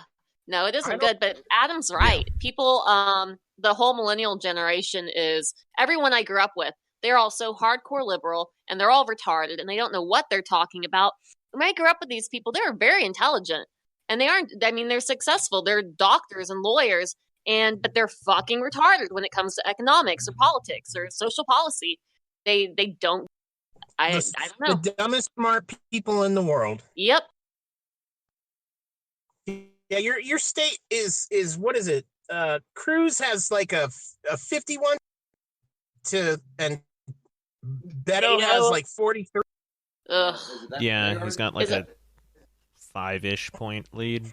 I don't know. That's the polls kind of vary. Close. It is. Yeah. I don't. That's the polls, though, man. You know, and I don't you're think right. it's true. I don't think it's true. You know, I will say, like, I think because my wife was saying, like, oh, well, Beto could win because I don't trust polls anymore. Look what happened in 2016. But I think, like, here's the thing about that is in 2016 we had the like shame factor because there were a lot of people that were like. Supportive of Trump, but didn't want to come out and say it, even to a pollster. Whereas with Beto, he's so mainstream, you don't have that shame factor. If anything, you have a shame factor with Cruz because he's so conservative. Exactly. Yeah. Exactly. So, like, that's why I think there's actually a bigger margin there between them because, like Adam's saying, people are ashamed to support Cruz here, and they're afraid to support Cruz, and they're afraid of if they have a bit, they're afraid of repercussions. In fact, people on the radio were saying today when the poll people have called them that they tell them that they're going to vote Democrat even though they're completely Republican. I had that. Yeah. I had that fucking lady call me. I'm not afraid. I have a Cruz sticker on my car. Good for you, Adam. I'm doing my part, okay? Yeah, you are. Did you see that video of that guy who fucking tore some long-haired hippie dude or whatever, pulling the fucking Cruz signs out and then being all crazy? I hate Cruz. Yeah. And I'm like, you're not helping your side look. No, I know. Normal at all. Like, you're not helping your side at all by doing all of this stuff. You know, damaging public property and then acting all crazy. You're a poster for. You're helping us. Everybody who's against you is saying thank you for this side of yourself because we get to use this as an ad to go look at these fucking crazy fucks. Yeah. And then people go, yeah, you're right. I don't want anything to do with those people. What's a political climate like where you live, Kristy? Mostly Democrat. Yeah. It's Maryland. Yeah. Well, you know Jack. Yeah. Jack pretty much explains our state. That's all you have to say. If you don't know Jack, that's got to be like the next bumper sticker. Oh, yes. I would put that on my truck. But Jack's not, he's not liberal, is he? Oh, God, no. No, not at all. No, he just, he explains and pokes fun at all of the liberal Democrats. He lives for that, man. He's always... I see what you're saying. My bad. Yeah, he's talked about how, like, just like you, he's a pariah in his own state. Yeah. No shit. Jack. You know what? I'm really surprised. We've got a guy here, Kyle. Funny enough, I love the name.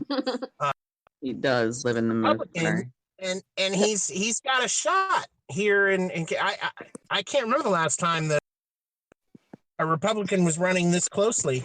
I think there's only like a 7-point distance between him and Gavin Newsom, I think is his name. Yeah.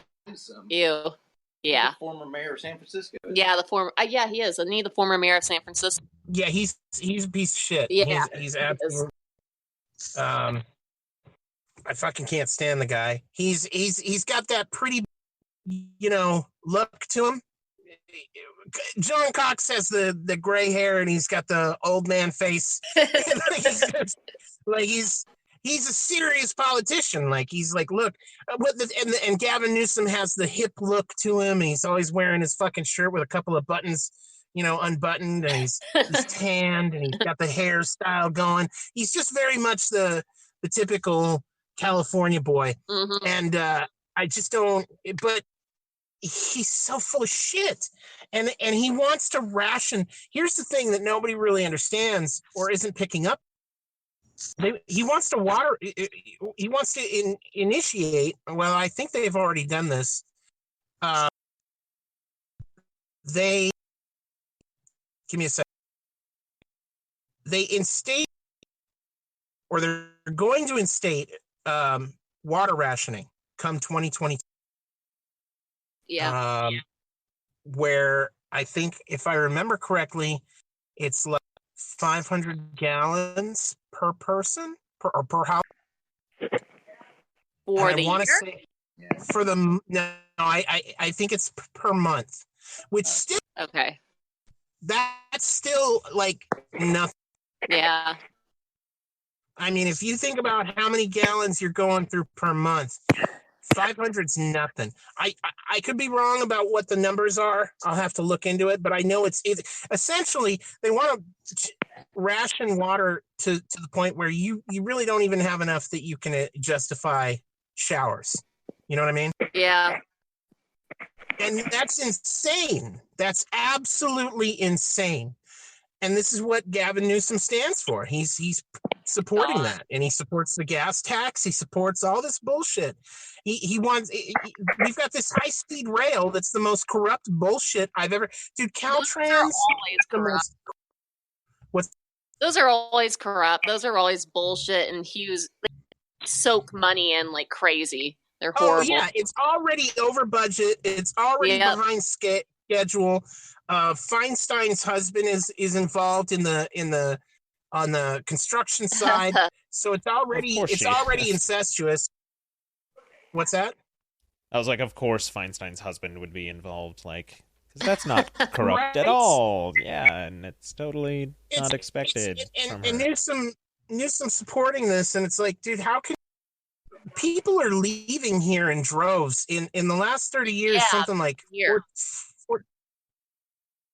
Go ahead. No, I said, they're coming here. Exactly. Uh-huh. And that's the most frustrating thing is they're not even learning their lesson. Like, they're coming here and they're voting for the same crap that screwed up California. Yeah, and we fucking hate it. Yeah, it's horrible. I don't blame you. I don't blame Texans at all for saying, if you're from California, get the fuck out. Yep. There's a mass exodus. On top of that, in the last 30 years, something like 14,000 major companies have left California because of the regulations, the fees. I mean, they make it impossible to run a business here. I mean, you've got major thriving brands that are everywhere else in the country, but here. In California, they won't come to California. They just won't do business here. Yeah. What is it? Food Lion? Yeah. Is everywhere apparently, but not here. We don't have Food Lions here, but I've at least heard of them. Yeah. Tennessee. Yeah. Just as an example, I know there's other things. Companies have left their headquarters. I mean, the things that have kept California, I guess, above water despite all these businesses refusing to come here or leaving here, is Silicon Valley and Hollywood. Yeah. But that's not going to last absolutely. forever. I mean, Silicon Valley is actually, you've got them leaving too. Well, they outsource half their crap anyway. Like, yeah, they do. They really do. I fucking hate this state. Yeah, you should move. What about you, Kristy? How do you like Maryland? I fucking love it. Do you really? Yes. We have the mountains. What do you love about it? We have the mountains, we have the city, we have the ocean, we have the bay, we have crabs, everything. It's like, it is a very, very beautiful area. Like, my brother really graduated from the Naval Academy, so I've been up there a few times. Yeah, it's so unique. Like, the shape of the state makes it so that we have these different waterways and these different climates. You go west and you've got the mountains. I wouldn't say like they're not Colorado Rockies. It's great. Huh. I don't know too much. I got to be honest. I don't know too much about Maryland. It's very small, and everything from mountains to city to beach to bay and back. The only thing we don't really have is desert, which I can do without. So. Well, I have a better question because Saul just shared a screenshot in chat a bit ago, and Kristy has asked that to be reminded and remind everyone that she's a whore. And I think we should elaborate on that, or allow Kristy to elaborate on that. Oh, I love him for this. No, seriously, you've made me out to be such a boring person, and I'm not. I'm not the most interesting person in the world. I mean, I can take Auger, that title. Interview better. The most interesting man in the world. God damn, I guess I fucked it up. I didn't know that I was fucking it up. My nickname is Double Penetration. Damn. So, it was. That's amazing. Wait. Now, I seem to remember us having a conversation about you never being double. So correct. Okay, so Wait, when how you did say you your get nickname was double, you're talking about finger cuffs, aren't you? No. You made my nickname DP from, I believe, a picture in... yeah. Nicole knows the picture. Yeah. Yeah. Wait, I don't even remember this. I gave you that nickname? It was in MeWe. Somebody remembered it. Yeah, I remember it well. Joel and I both remember it very well. It was a great picture. Okay. So there was the post. My current boyfriend and Saul. Wait, your current boyfriend and Saul what? There's two things here that we're talking about. One is the picture. Yeah. With a double stuffed dildo situation. Yeah. Mm-hmm. Do you remember now, Auger? No? Yeah. So there was a situation at my friend Heather's house, the crazy one that I was telling you about, that I almost got my first DP. I out before I could do so. Oh, and no. That left Saul and Charles with their dick in their hand. Oh. So sadly, I've never. See, you have a guy who's willing to do that. Cool. That's pretty. Did we rape her? That was said. I've been told. Oh, that's funny. But they love me. But I remember hearing that, and then the cool part being that they both decided, since you were too drunk, that it was just, not go through with it, which was very nice of. Very gentlemanly. Yeah. Yeah, like way better than I would have been. I'm sure. No, but I have to tell before we go off the air, because we've only got a few minutes. I have to tell the story. how I told both my grandmothers at a Mother's Day brunch that I fuck black guys. Yeah, explain that. Like you're just at brunch and you just shout it out, or what? Pretty much. Was having a conversation about being racist, and my aunt was dating a guy that was racist, pretty like flat out hated black people, and was not afraid to, make any kind of comment about it. And so I'll let Saul come off unmuted so he can tell the CVP story that he's about to tell. All right, I Saul, love you, you're Electra. unmuted. So, he will have a voice in a second. I'm at brunch, and my one grandmother's sitting on one side, and my other grandmother's sitting on the other side. And my aunt's boyfriend starts talking about black people in some negative way, and I'm very vocal about speaking up for people that I know that if I felt offended by it, I'll put it Right. down. Well, I mean, there's a difference between just being racially funny and then being genuinely racist. This person is genuinely racist. Yeah, that's not cool. Seriously, like, how can you say that? And I was like, I just flat out said, I've had sex with black guys. My grandmother, she's got Alzheimer's too, the other one.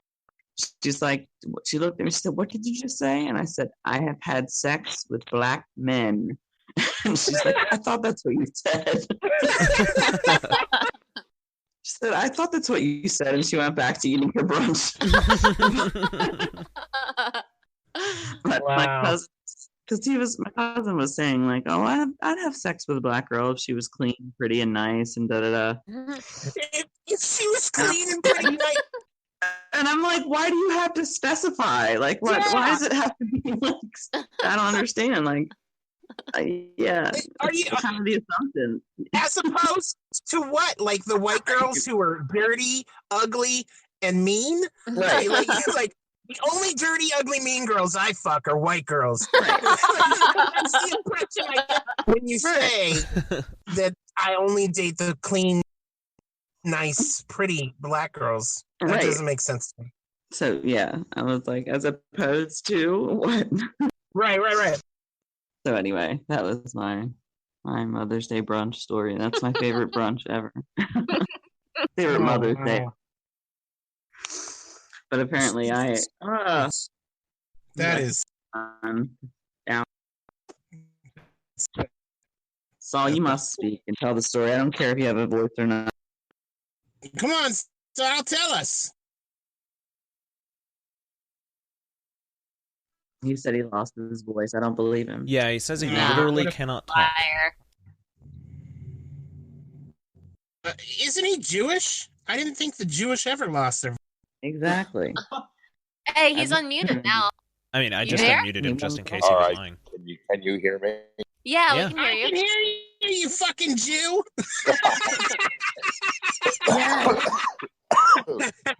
I miss you, brother. How you doing? I'm good. I'm killing myself at work. Yeah. But, Don't do that. He's my son.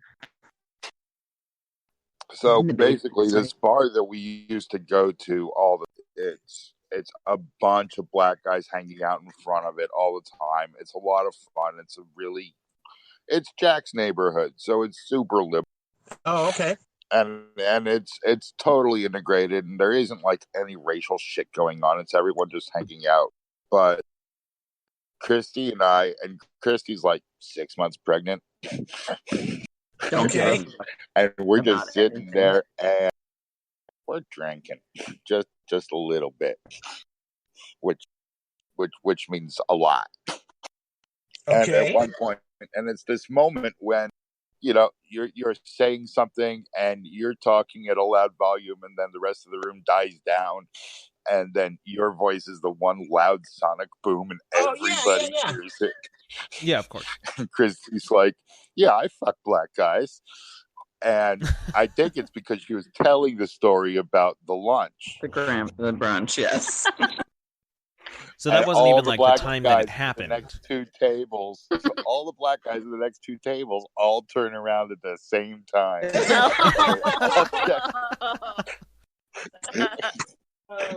I just waved. And it's just like, Yep, I said that. are we gonna have a gangbang right here on the sidewalk in front of everyone? Oh fuck! It was hilarious. Who all was drinking? Like, you weren't drinking, right? Because you were 6 months pregnant. No, I was drinking. I had at least one glass of wine. Oh, yeah. At least one. But yeah, I didn't flat out drunk when I was pregnant. No, but I drank. Yeah. Yeah. I think that was glass too. Oh, it was fucking hilarious. Sorry, there's a helicopter or something coming over. Oh, okay. The ghetto bird. So you have to. Do we have any questions at all for? I have not gotten any. I have one. Go for it. Oh. Yeah, Kristy, I know you've mentioned that your family does not like, or at least your mother does not approve of or like your current partner. Why is that? Good question. So at first when I married my ex-husband, everyone was like, "He's a cop. What the fuck? What are you doing marrying a cop?" Like, they were all drug addicts and like ex-drug addicts. And, like, what is wrong with you? And then they grew to love him. And again, like he is a cool guy. Like he's very likable. On the outside, our relationship looked perfect, and everyone thought we should be together. Blah blah blah. Right. So when Saul came around, and I started hanging out with him, that's a whole nother episode. Mm-hmm. And I met Charles, and I met a bunch of other people, and I started realizing that I was missing out on things. Just being myself, I guess, is the best way to put it. Like, yeah, I wasn't able to be myself with my partner. Yeah. And so I met all these people. It looked as if I was leaving my husband for Charles, which was not the case. Charles and I were friends. He was my roommate for a while. Did not leave my husband for another man. That was not the case. Mm-hmm. But that's the way that it looked. And I think that my family, I've spoken to my aunt about this. Like, I know that that's what they all thought. To the point where my cousin even contacted my ex-husband, like texted him, sorry to hear about you and Kristy. Like, you're my family. You're not his fucking family. Like, what are you sorry to hear about me and Kristy for? So, anyway. So Scott has a question. But go ahead. Sorry. Yeah. So based on that, my mom she's never liked Charles, never, and has said she will never. And we didn't for the whole pregnancy, pretty much, from Mother's Day this year until the baby was born. Her mother. Your mother said that? Yes. Jesus. Meanwhile, my mother and I have a strained relationship as it is. Yeah. And I'm just like, I don't give it. You don't like what I do, fuck it. Like, this is my life, and I'm gonna live it. And if you don't like it, fuck off. Like, you want to be a part of your grandkids, lives, great. Accept me for who I am and who I'm with, and realize that he loves me. And no matter what, like, we're willing to make this work. Like, yeah, we've been through some shit already. Right. Nobody's perfect. You're not perfect. But it's taken me to kind of get to that fuck off stage of my life. All right, here comes the helicopter again, so I'm going to mute myself. Okay. Yeah, I think that's something a lot of people have struggled with. The whole fuck it, I'm going to live my life the way I want. It can be really hard, especially if you are closer. I mean, like, I'm kind of entwined with my family, and luckily they're good people, but it does make it hard to completely make your own decisions and not worry about if they're approving of it or not, if they're going to support it or not. I'm kind of grateful for I'm grateful for the fact that I didn't have close connections to any family like that, because it left me without. Yeah. I don't have any of that shit. I don't even know what that's like. I can't imagine being worried about making a decision because of what my aunts and uncles will fucking think. Like I don't give a fuck what you people think. Go fuck yourselves. Like I could give a shit. And it's just it's interesting. At the same time, though, I do kind of feel like I missed out because I don't have close ties. I don't have that close-knit family connection that I think a lot. Yeah, there's pros and cons. Yeah.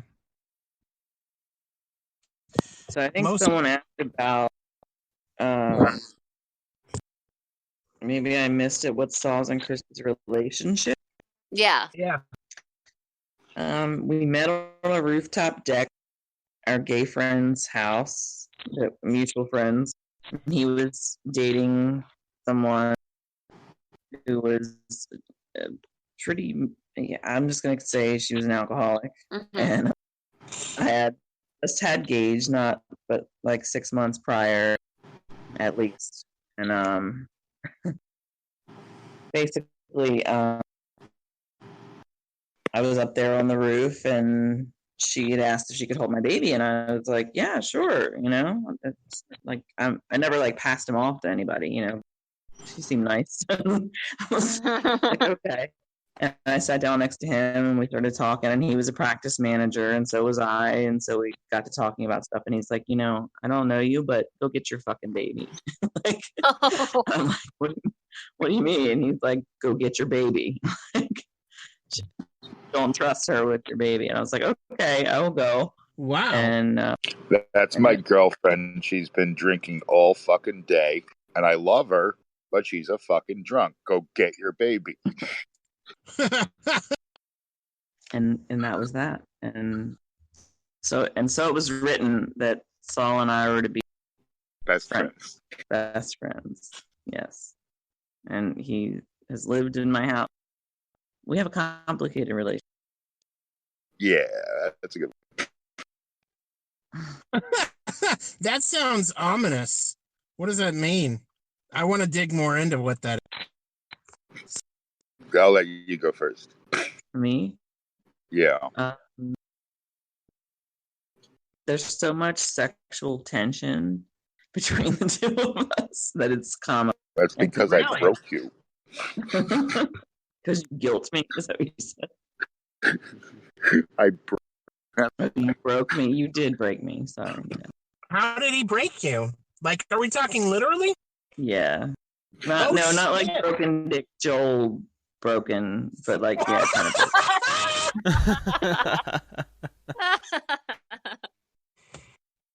Damn. I love you, Joel. But yeah. How did he break you? Yeah, we need detail. If I say it, I'm bragging. You need to. You have. It has to come out. Okay. You gotta tell us, Kristy. Best orgasm ever. Nice. Oh, really? Yeah. Wow. I was like, I like can't move, can't talk, can't walk. Yeah. Respect. Oh shit! But not even with his penis.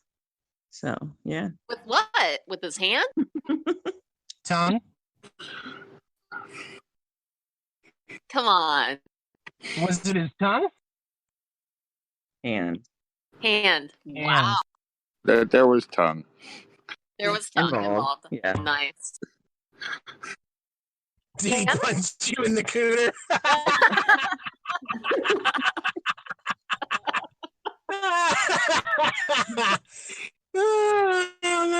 That was the fucking. That is. Oh, that's classic. Tickled an electron. Thank you.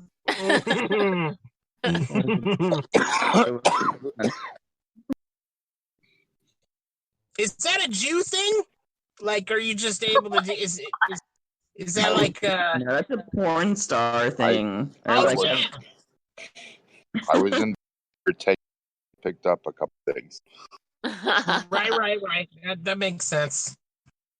A porn star. I can't say that. I meant. So just remember that, ladies, or whoever's listening. You can't just find yourself a Jew. You have to find yourself God.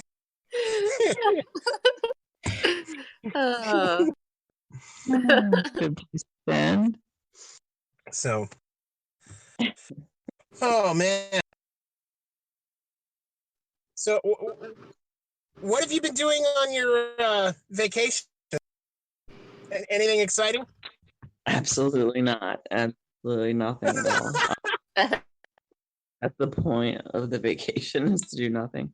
No, I drove my 80-year-old grandmother down here to visit she's 80 years old.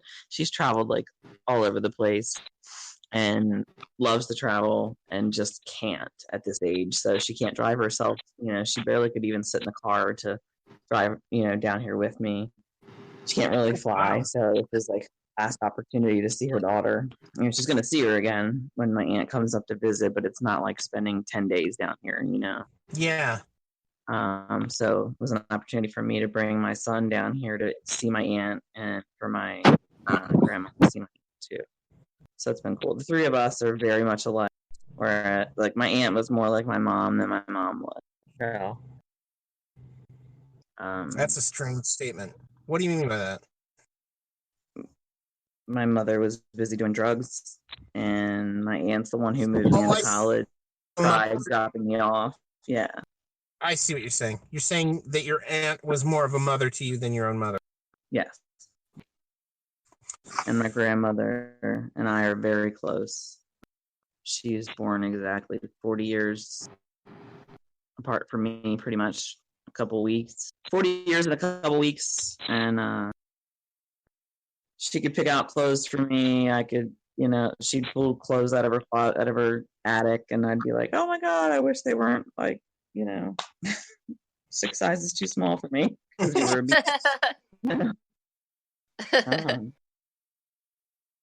but yeah, so we're just very close Italian-Irish family.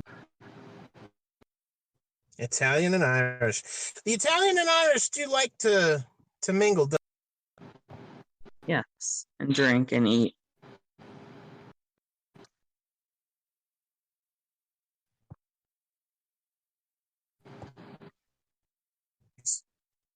What is that noise? Not me. Yeah, I don't know what that is. So it was all quiet on my end. Electron. So tell us about some of your sexual exploits. What are some of the? How many guys have you been with at once? At once. 2. Just 2? Just 2. Sadly, I think Nicole and I. That's some rookie numbers right there. It is. That's the fantasy. We've had that discussion too. I think I was probably one of the only ones to actually say what it was that. Oh, I love you. That's too funny. You do have the best in the group. Downloaded to. Yeah, that's going in the spank bank for sure. So, what is the most embarrassing sexual exploit?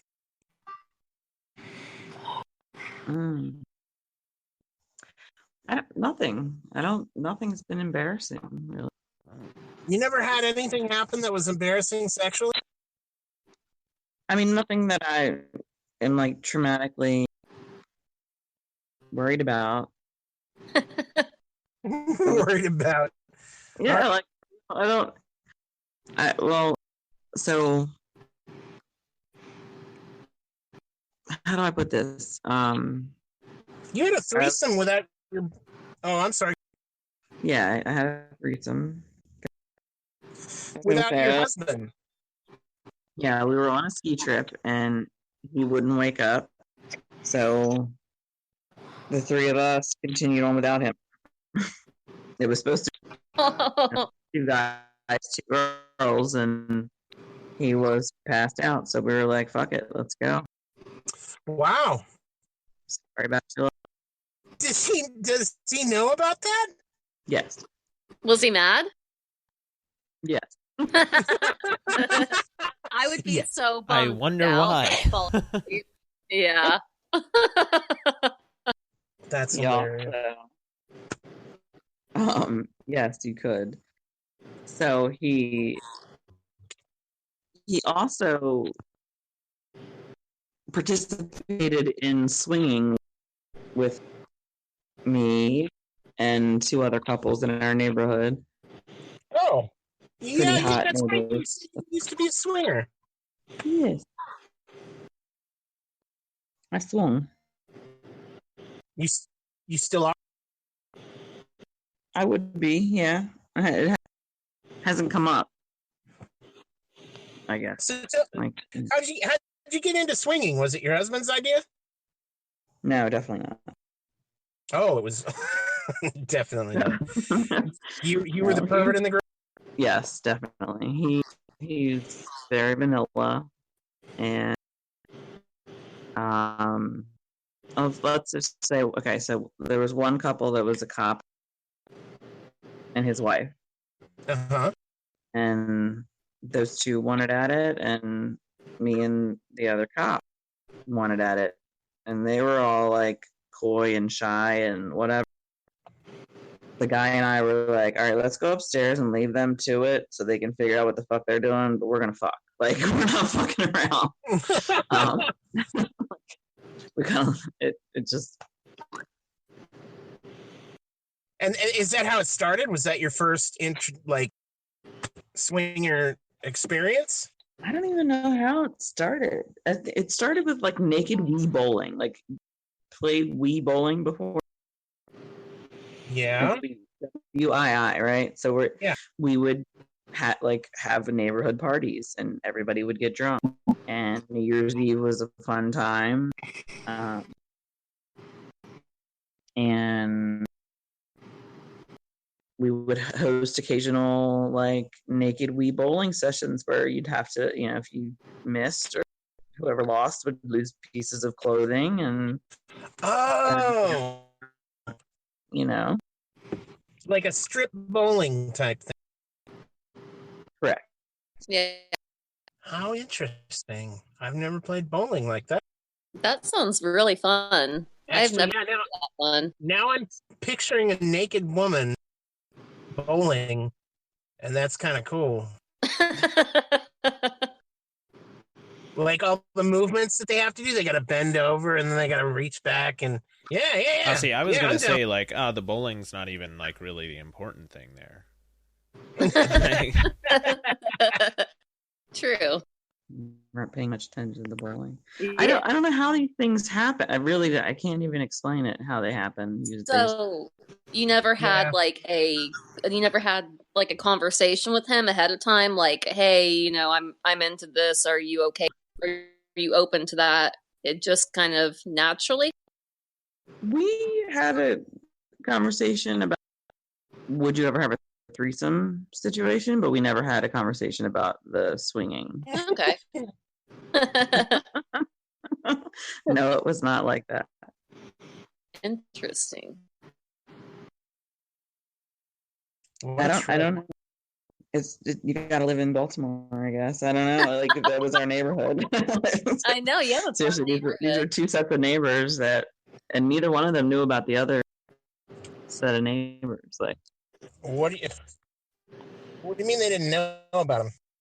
So, like, it was my husband and I and one couple, and my husband and I and another couple, and the other couples didn't mingle with each other. It was us 2 with those 2 and those 2. But yet y'all were... No, not together. Not all 6 of us together. No, I mean, but y'all lived in the same neighborhood? Yeah. Or no? Yeah. Okay. Yeah. Man, that could be a reality show. Or a soap opera. It was for a while. It really was.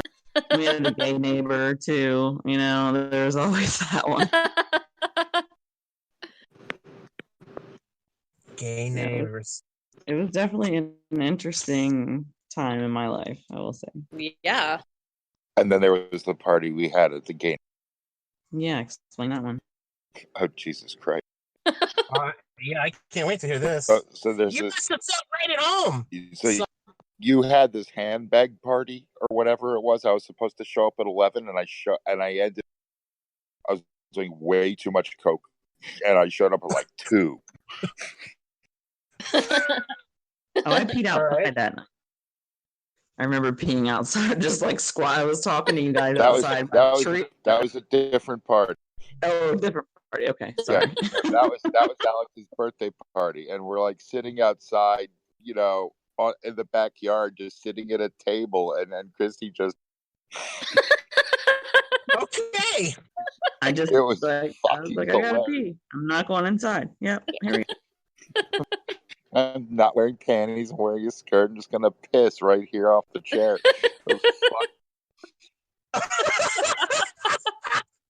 Wow. But so same house, different party. I showed up at like 2 a.m. Everyone's trash drunk, and it ends up with Alex and his boyfriend and me and Kristy sitting around the table. Were there drugs other than my Adderall? Ridiculous booze. Oh my God, it was such a fantastic selection of wine. We were fucked up. And at one point, the boyfriend, what was he? He was like a firefighter? Yeah. He was, yeah. He was hot. So we ended up shirtless with him, and he's complimenting my nipples, and we're doing coke off of a cake plate that his mother gave. I forget why. And Kristy goes upstairs and she just comes down, like, you know, and it's like 15-20 minutes, and she waltzes down the steps buck-ass naked as the day she was born, and she just sits down like everything's fucking cool. So I take it you're very comfortable with nudity. Yeah. With your own. Yes. We all are. Yeah.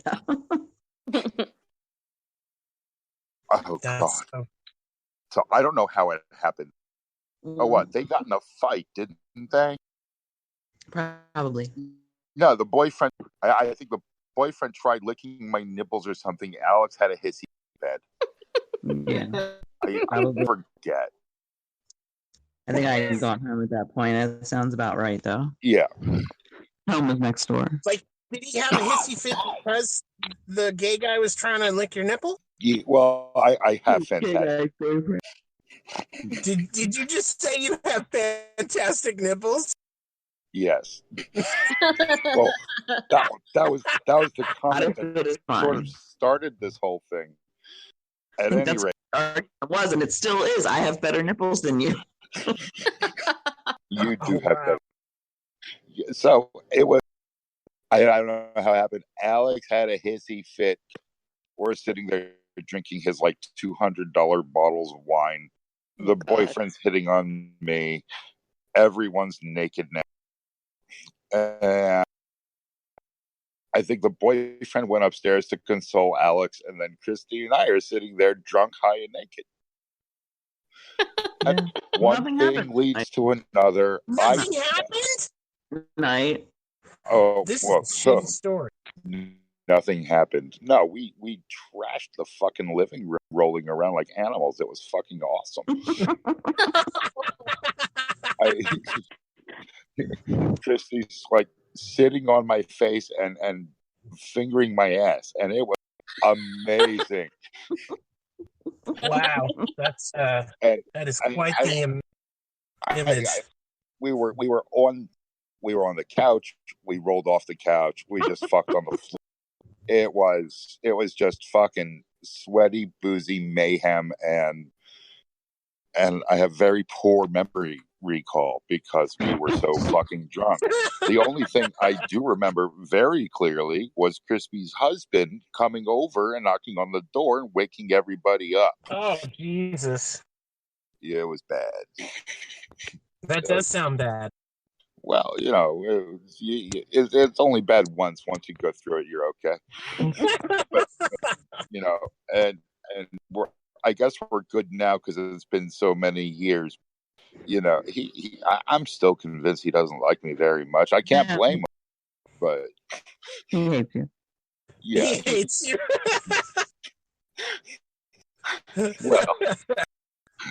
Well, I spent my days convincing Saul that he doesn't hate him. He's like, he hates me. I'm like, no, he doesn't hate you. Yeah. Every time he comes to it's on off at the house, he hates me. No, he doesn't hate you. I'm finally admitting it now. He hates you. That's yeah, funny. Well, given the stories you're telling us, I'm not surprised. Yeah, I can't blame the guy. Yeah. No, I don't think any of us can. That just makes it worse. Yeah, no. Oh. It was the end of the end. Jesus. Wow. Oh. That's quite the menagerie of incidents. We're good at that. What? We're good at that. Well, do we have any further questions for Chris? Well, coming here may to as well the ask show? the usual two. First of all, what's your favorite dinosaur? And I guess Soul can answer this as well since he's here. Because why not? Stegosaurus. Yeah, absolutely. For both of you? Yeah. All right. Why Stegosaur? It's shaped like a boot. Come to think of it, yeah, it works for me. I don't know. That's I hilarious. mean, I like the T-Rex and all, but definitely Stegosaur. The Doesn't get T-Rex enough reminds me. credit. The T-Rex reminds me of like a retarded kid. Right? I agree. Yeah, the little arms just kind of ruin it. Like I don't want to make fun of like retarded kids, but the T-Rex is like a big fucking retard who can't wipe his own face. This is the House of Auger show. We make fun of retards. Yeah, we do. We've missed you. Yeah. Oh, I miss you guys too. I have twins to support, so I have to work like a dog. But I get a night off tonight. Yay. Right. So, next question. Next question. You might be familiar with this. Can you say "The South will rise again" in your best Southern accent? I'm not familiar with this. There's I a don't think I've made it to the end of the Say it, Saul. So on the Maryland-Virginia border on Route 13, it's on the Eastern Shore. When you're coming up from Virginia, there's a Dixieland gas station with a Stars and Bars sign that says "The South stops." Oh. Wow. Yeah, it's a little on the nose. Yeah. God damn. Wait a minute. So somebody monitoring the... That's a fucked why? up pic. No, Oh like, my not gosh. us. I posted my nipples and they just got taken down. Holy They shit. did? Yeah, Huh. like that. Well, I that's never crazy even saw him get because posted. Paul Yeah, I didn't just see it put at up all. a picture of his 5-year-old penis, and it's okay, apparently. Right. Hold on. So, child pornography's okay, but fucking nip pics aren't? Apparently so. We're all good with child porn. And especially Dude. child porn holding guns. What the hell, man? Right? Yeah. I mean, if I were a pedophile, I'd And probably it's fuck 3 that. times now. I've sent it 3 times now and it didn't go through. That's Jeez. really weird. Yeah, they've got. Is it on your Yeah, end? I think it's like an auto-detect algorithm. How the fuck Yeah, is they've the got. fucking naked How kid is this picture okay? okay? How does that make any sense at all? I'm looking. Yeah, it's really hard to take your eyes away from, unfortunately. What the fuck? Yeah, they Would have. that be definitely have considered a new- well 5-year-old? The worst part is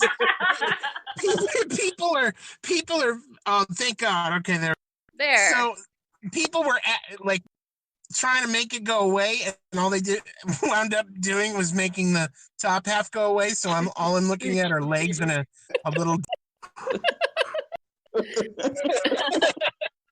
Well, you have to think proportionality, though. It's Right. You're not like, how's that? I don't understand how that's okay. And my tits were not okay. Exactly. I don't know. I don't think there's any standard. It's just what it can pick up on. I have pictures of your nipples somewhere in my phone. These are full of milk right now, so they're pretty large. Well, I have pre-milk photos somewhere. I can see I see the picture. The small one, right? Yeah. Yeah, those are amazing. Thanks. They're pretty. They're fucking huge. They're full. Yeah, man. They are. They hurt? Beautiful. No, not yet. He's about to Not wake up. yet. No shit. Hold on a sec. What? He's gathering up my photos, I think. He's got a collection. I have Wow. a He's been waiting for this moment. I just did the same fucking thing to me too. Okay, there. It won't do it. Otherwise, Let's see. that's true. No, it didn't come. No. Nothing's coming. Wow. The What a fucking shit. trip. Hold on. Screenshot it. That's Yeah. why. That's exactly what I'm gonna do. That's so weird that that bypasses it somehow. The And yet, Paul's screenshot. nipples were just blatantly flown through. Yeah. And Paul looks really proud in that picture too. He does. He Yeah. does. I love the picture, and I'm sad that we can't, as a society. You know, I remember my parents taking pictures of me as a kid in the bathtub or whatever, and like that was just a thing you did. Like Ooh. kids were fucking naked, and they were being goofy, and you took pictures, and then you showed them, and people laughed. Now you can't do that. No, You get all I know. fucking. Oh whoa! Yeah, exactly. Quite the tit. Man, you have Thanks. really nice nipples. Thank you. You do. I'm not even a tit man. That's pretty nice. Right? Yeah. It goes along with that. A couple. Yeah, hold on a sec. Here it is. Nice. It sounds like I'm already on it. Ooh, I like the picture Paul put up too. Very fat chick fuckers. Love you, Oh wow. That's too funny. Weren't we supposed to end the show a half hour ago? Yeah. I mean, we kind of merged the after hours and the regular show. That's I Oh, don't know. what the Well, fuck? actually, Why this isn't it is- coming? We're at the regular ending of the show. The show's 2.5 hours. Oh, So- I thought it was 2. Sorry. So we if you've got to go, we can call it. We're Hold not on. doing anything of importance at the moment, other than sending pictures. Let's go ahead and do a standard end of the show, and we'll do an after hours. Are you cool with that, Adam? Yeah, I'm cool with whatever. Okay. So, Kristy, I want to thank you for being here and for joining us tonight. Thank you so much for being our guest. You're welcome. Thank you to everyone who tuned in, and of course to my co-hosts as well. Thank you so much. You've been It's not listening to letting the me House of upload the Auger. You've been listening to the House of Auger. Thank you so much, and stick around if you want. We'll be on for another half hour for an after excuse me, for an after hours show. But there you go. Eventually got it right. Until then, good night and go home. So are we on? Okay, we're back on. Okay. So we'll stick around for another 20, 30 minutes to a half an hour or to an after hours show. It is not letting me upload the ass picture. Aww. No. Or the chat. Paul really wants to join in on chat. Yeah, I'll unmute him. Just why not? It's after hours. Okay, Adam is. Yeah. All right, guys, I gotta go. Okay. 5 a.m. comes. Bye, Paul. Thank you so much for being a part of our show. I always fun. We'll do it again sometime. Awesome. All right, Paul. All right, good night. Bye, Soul. Night. Bye. Hey, Paul. Hiya. Hey. That's a good show. Yeah, it was fun. Hey. I thought so too. You got nice tits, dude. Right? I bought them a while ago. I'm really proud of them, you know. Everyone, there's quite a few memes of them going around, you know. Praise Jesus. What? Praise Jesus. Yeah, for your tits. They're not Jesus' tits, you know. They're actually my tits. But I mean, Jesus could have a pair of tits like that. I don't know. I've never met. You know, I'm going to show you a picture of my ass. See if I can get my picture of my ass. I can't believe that picture of me when I naked as a kid, and you couldn't get those other pictures up. That's just unbelievable. That's hilarious.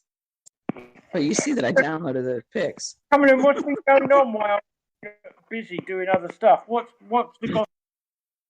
that now? What's been going on? You know, while I've been away doing other stuff. The groups seem to be a bit everywhere. Everyone's losing their groups like mad. Yeah. Well, we got. What do you mean everybody's losing their group? There's the meme group went the other day. Our group, the other one, you Thingy F Empire. There's quite a few groups. Loads are gone.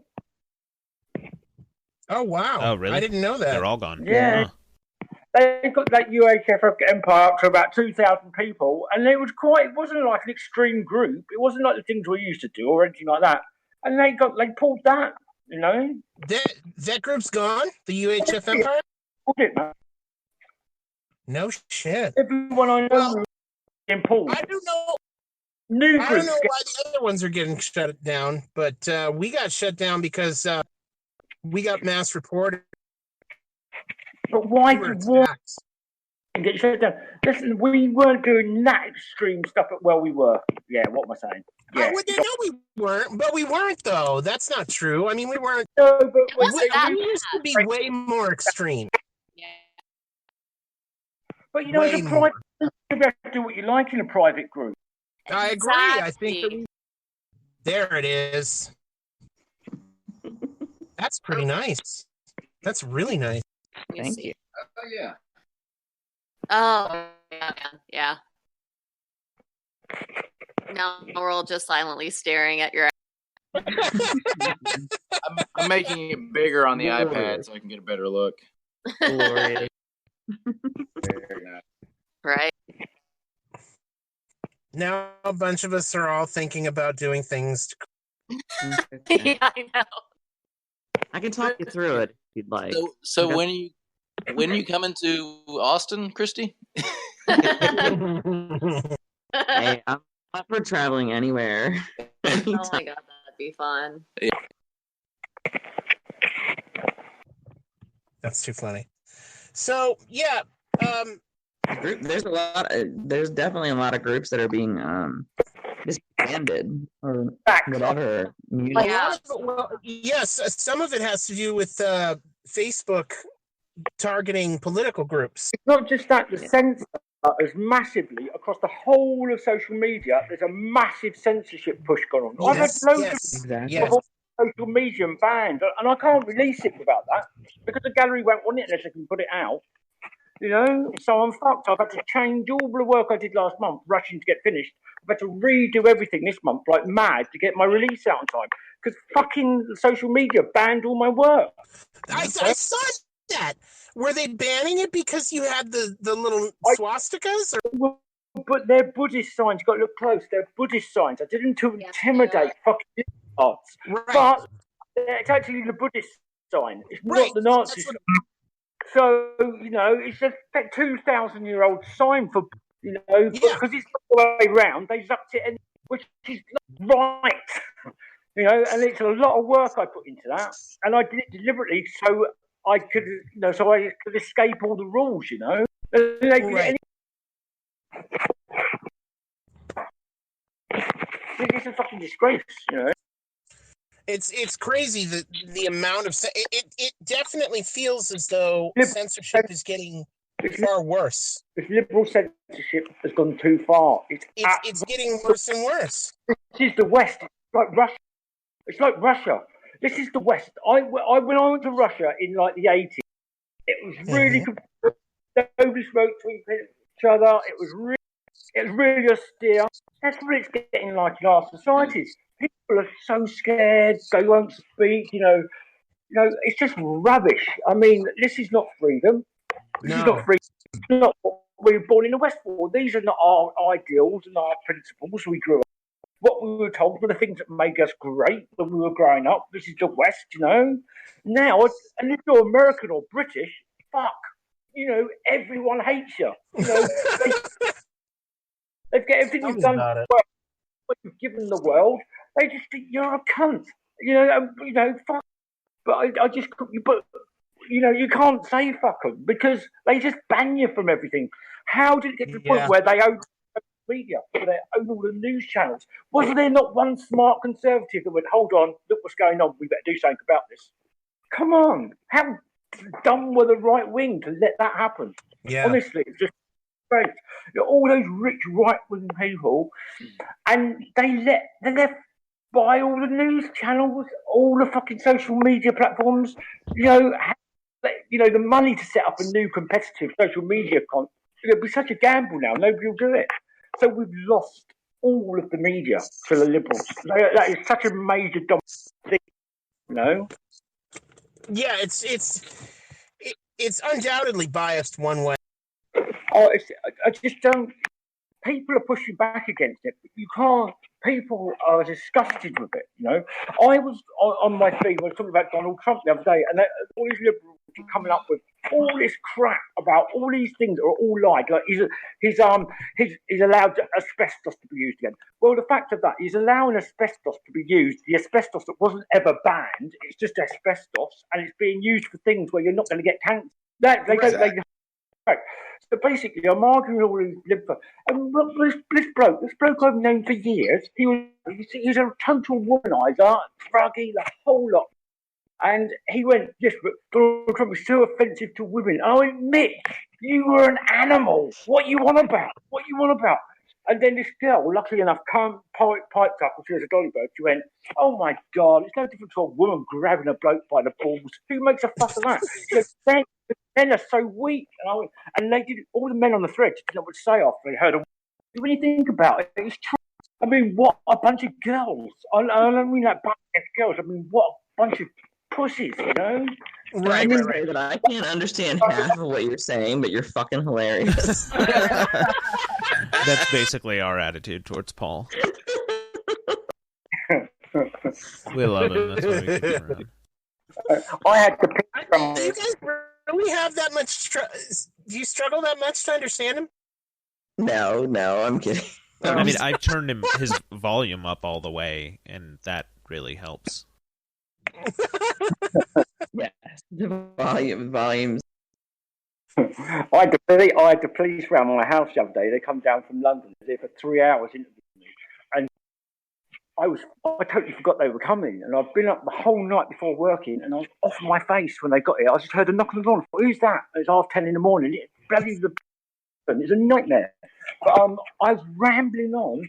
They were here for 3 hours by the time they got out. I don't know.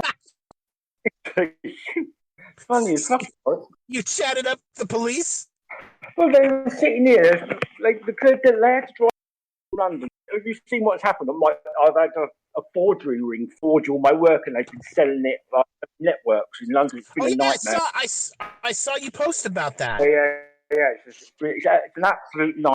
And so they come down, and the first thing I said to them when they did get in there, I said, when my studio was robbed, you didn't even make a phone call. You came out once. You didn't send anyone to fingerprint. You didn't help me.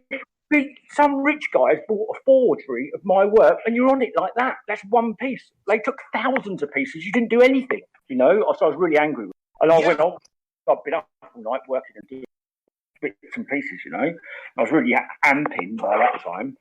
And, and I just went mental for about 10 minutes when they were there, putting them straight. And then they told me all the facts of it. And this syndicate of they took 47 pieces of my work, which they bought off me as original prices. I thought they were collectors. Then they basically had them copied, scanned, scaled them down till there's 65 by 60 prints of each one. I don't know how many they made of each one yet, and they sold them for £6,000 to rich people. More money than I did. That's what I was annoyed about. And the police didn't do anything when my studio was robbed. But because some rich banker, it wasn't even the Met Police, it was the City of London Police, the centre of London in the business district. It's like the Vatican, it's not part of the UK. It's all got a separate licence, it's got its own police force. So somebody, to get them involved, had to live in the centre of London, in the city. So if they live in the city, they're a big banker with lots of money, multi-million pounds to live there, you know. So somebody's bought something there, because you've got to get them involved, you have to be local to that, you know. Right. Bought something, and they come all the way down from London, all the way to my house and everything, made a real major effort. Yeah. But, it's totally like literally last year and a half, I've been getting all my back catalogue together, everything to release them as prints. There's so many forgeries all over the place. I daren't put anything in auction or do anything with them, so I've got to just sit on them for a bit and let it die down and hope it doesn't go into the press. You know? But not really. They forged Banksy, Black the Rats, Elmo Hood, a whole group of us they did. But wow. Yeah. It's a nightmare. But they caught the guy or what? Or they caught the people that know who this is? They've been collected. But the guy who come and bought them from me, he then went and sold them to a secondary company, which obviously he's got links to, and that secondary company sold them to rich art collector networks. So basically, he's in England, but that's going to get him off the hooks. He knows what it does. And the other company is not registered in England. So their office is in England. Not a chance. Right. Not a chance in hell. But, and they come down here and they knew there wouldn't be a chance in hell of it. But the simple fact that somebody with money bought a fucking dodgy painting and everything stopped, you know? But me, they took my whole studio, everything, computers, notebooks, 20 years of work, and the police didn't even make a phone call. So it's like crazy, isn't it? That is crazy. Yeah. Whoa. Right. My missus, right? What made that? No idea. I didn't hear anything. You didn't hear that little quack? Yeah.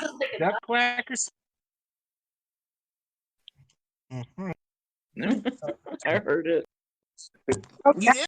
How did I this heard break? it twice. It went marp, marp. I thought that's why everybody was laughing. How did that radio show you did go with the pimp you had on? Did you have him? Yeah. Oh, but Yeah. That was a great show. It was. I bet it was. You should listen to the recording, man. Yeah, I will. I'll have to listen to it at some point. Because I always work the night you. So every other week. Yeah. And sometimes I'm working so busy, I don't realise the time. It's like 7 o'clock in the morning. I think I missed the show, you know. So you know, I'll on that day and say, Paul, show night, and I'll remember. Oh yeah, I'll do that. I can do that. Yeah. So my cousin Pete's got more involved in the group. I've noticed the one I outed with the tiny penis.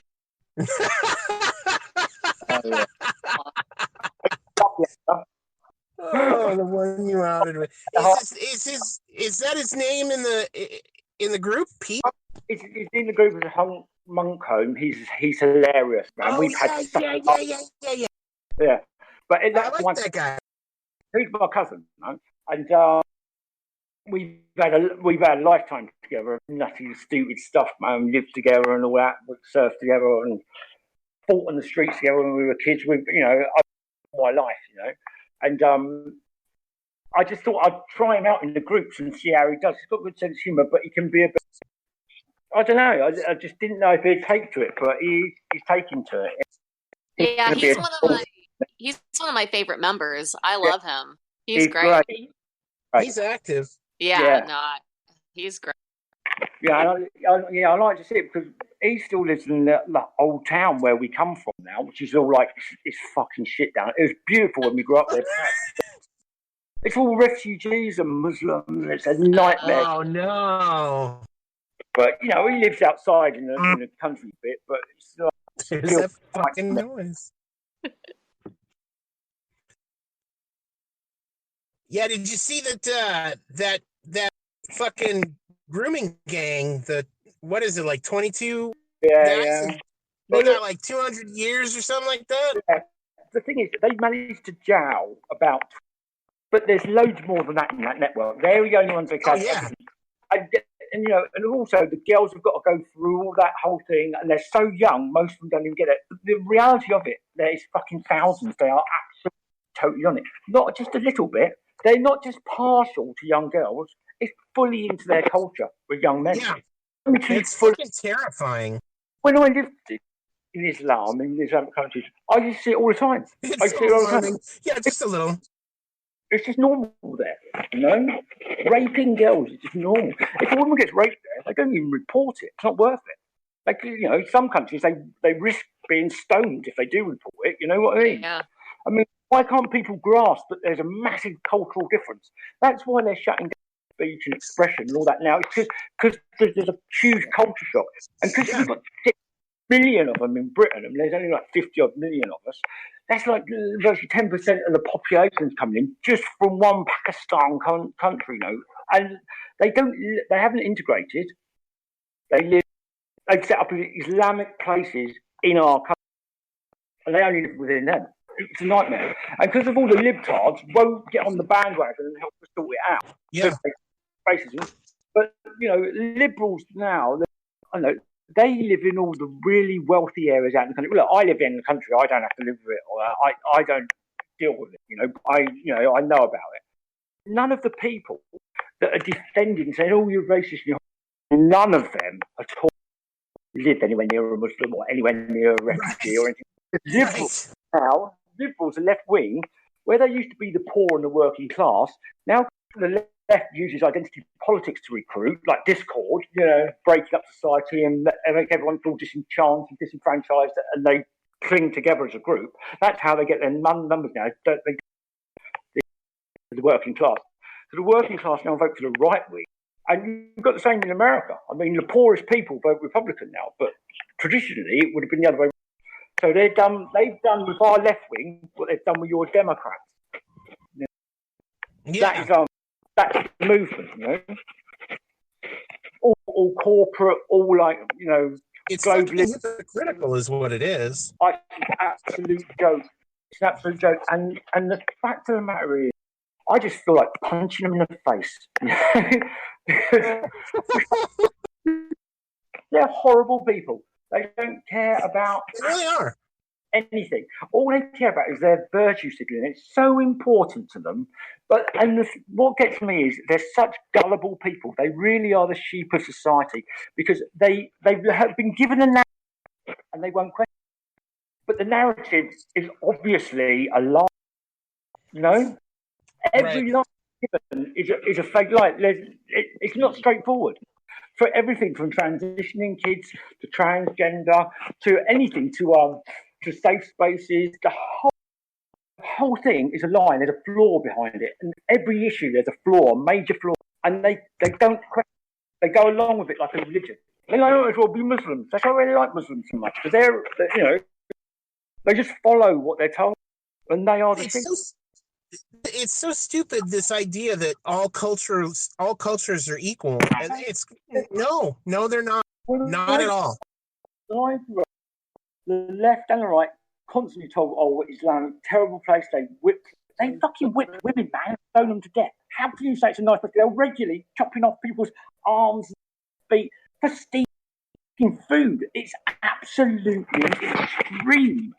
And people, it's right. What does the left deny it? The gay people fucking follow and support them and march in London. That blows my mind. Murdered. I can't get my head around. I can't get my head around. This, if there were any doubt in anybody's mind as to whether or not gays were stupid. Honest. What?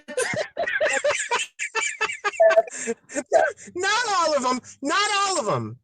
Just the ones who fucking think that supporting and promoting Islam is a good idea. Like, I'm gay and I'm going to promote Islam. Are you fucking retarded? These people hate you. They want you dead. The only reason you're not is you live in a country that isn't controlled by Islam yet. If you live in a country, if you moved or if your country was taken over by Islam, you would be forced to stop. Josh, Kristy has to go. You should say goodbye. Oh, okay. Kristy, thank you so much for joining us. Thank you for having me. I had a good time. That was fun. Thanks, Kristy. Good night. Thanks, I'm sorry to interrupt. Thank you. Baby's got to eat. So your baby I said hi.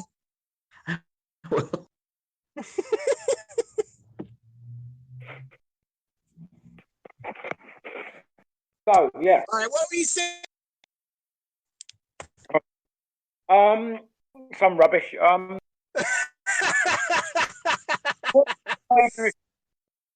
Because the Liberals don't actually live in these areas, they've been told by the media that it's not true. They get told that there's all white terrorism and Islamic, but they don't say like things that qualify as terrorism is now like things like hate speech. So people are having an argument. So the white people or the black people are having an argument. That gets classed and they can notch it up as hate speech. So 95%, like 85% of the population is black and white, yeah? Mm-hmm. So the statistic is slightly for white and black together than it is for Muslims. But they don't tell people that 7% of the Muslim population and only 3.5% of men. So all that terrorism, which is a different type of terrorism, is murder, death, beheading people, bombs, not hate speech. It's from like that tiny little community. Right. And they, did you see how the media called the grooming game an Asian game? They won't say Muslim. They won't say it. Yeah, they fucking won't. They won't admit to the fact that it's Muslims. Liberals will not. There's a whole complete. Right, today, a Labour Party actor and myself had a bit of an argument. Basically, he was going. Some white people got done for paedophilia, right? Saying of about 5 people, like grooming kids, right? They made a back. Went, yeah, don't see the Tommy Robinson fans going on about that. So I had to pipe up. Went, of course they are. Everyone's posting about it. They went, no, they're only into the Muslims. I said, no, they're into the Muslims because 84%, and now it's higher, and that's convictions of every bit of rape. A tiny little community, and they live in their own community. They don't even live with white people. They go outside their community. It's a terrible crime. And they go, no, they're racist. I said, look, you fucking idiot. He goes, well, I don't care if they're racist. I said, look, I don't give a fuck if they're racist, Nazis, or whatever they want. They could be murderers for all I care. Issue is, they are amating people that are raping little children. And you're going on important thing, racism. And at the end of the day, racism is nothing compared to raping little children. Where's your position? I don't give a fuck what he does. I don't hate every black man, every Pakistani. I don't care. Fact of the matter is, we're talking about raping little children. It's more important by a massive long way. No, it's fucking insane. It's like saying you can't defend what's right because you have a different me, and it's not what I go with. But listen, at the end of the day, racism, it's bad. People are perfectly allowed to not like something. It's freedom. If they don't want to like something, just think of them. Fuck them. It's their loss. You don't think make up for it in some way. There's this whole fundamental thing going on with white people now, not white conservatives or any white, but the whole white race globally within the media, and the media are pushing this now. People are scared to go against it, and now it's got to the point where they've actually even questioned it, and that's the most scary thing. Because nobody's questioning it. Nobody's even stopping to think. They just go along. Did you see that? Did you hear Trump openly claim that he's a nationalist? Fucking. Well, look, Nelson Mandela, the nationalist. Exactly. Everybody's freaking out about it, but there's nothing wrong with being a nationalist. There's nothing wrong with nationalism. Yeah, but any political view you want, as long as you're a good person. You know, it's a political ideology, an evil thing. It's the people. Not all communists are the evil dictators. There's people they tried and failed to do well. But now there seems to be the whole left has become obsessed with left. They're all these Trotsky, and the thing is about them, Marxists. The thing is about they constantly quote and all these misinformation about how successful Denmark is. Denmark is a socialist country. It's a capitalist country. It's more capitalist than Britain and America. It's number three. It's massive. No restriction. People do what they like. Somebody, the media, won't correct media, will just pretend it's a left-wing socialist country. It's not.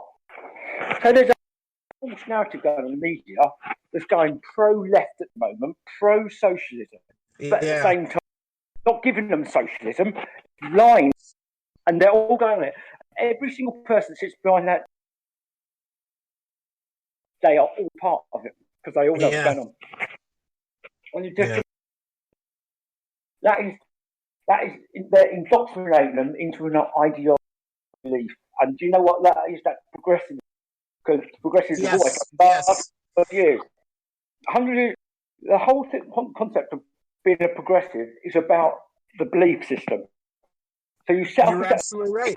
Yeah, you think it's like a religion. We all live like it. We'll only say that's it, and then but that's not. It's like I was watching a program the other about these female sportsmen being beaten to fuck by men, and the women who don't do the sport were defending the rights for these men that have become to be boxers and cage fighters. In the meantime, all these men that are really armed are going to these fights to be popular. Watch these transgender people beat the fuck out. Yeah, dickless dudes. I mean, it's just unbelievable. There's one of the women said, she goes, as soon as I got in the ring and we started boxing, she goes, I've never felt anything like it in my life. So I've never been punched like that or anything. Broke all her teeth. I was like, well, how is this being sanctioned? It's exactly. How is this being all in the name of inclusivity? And that's the insanity of it, is that we're accepting these situations which are absolutely unacceptable, all in the name of inclusivity. And it this in the name of progressivism, like you say.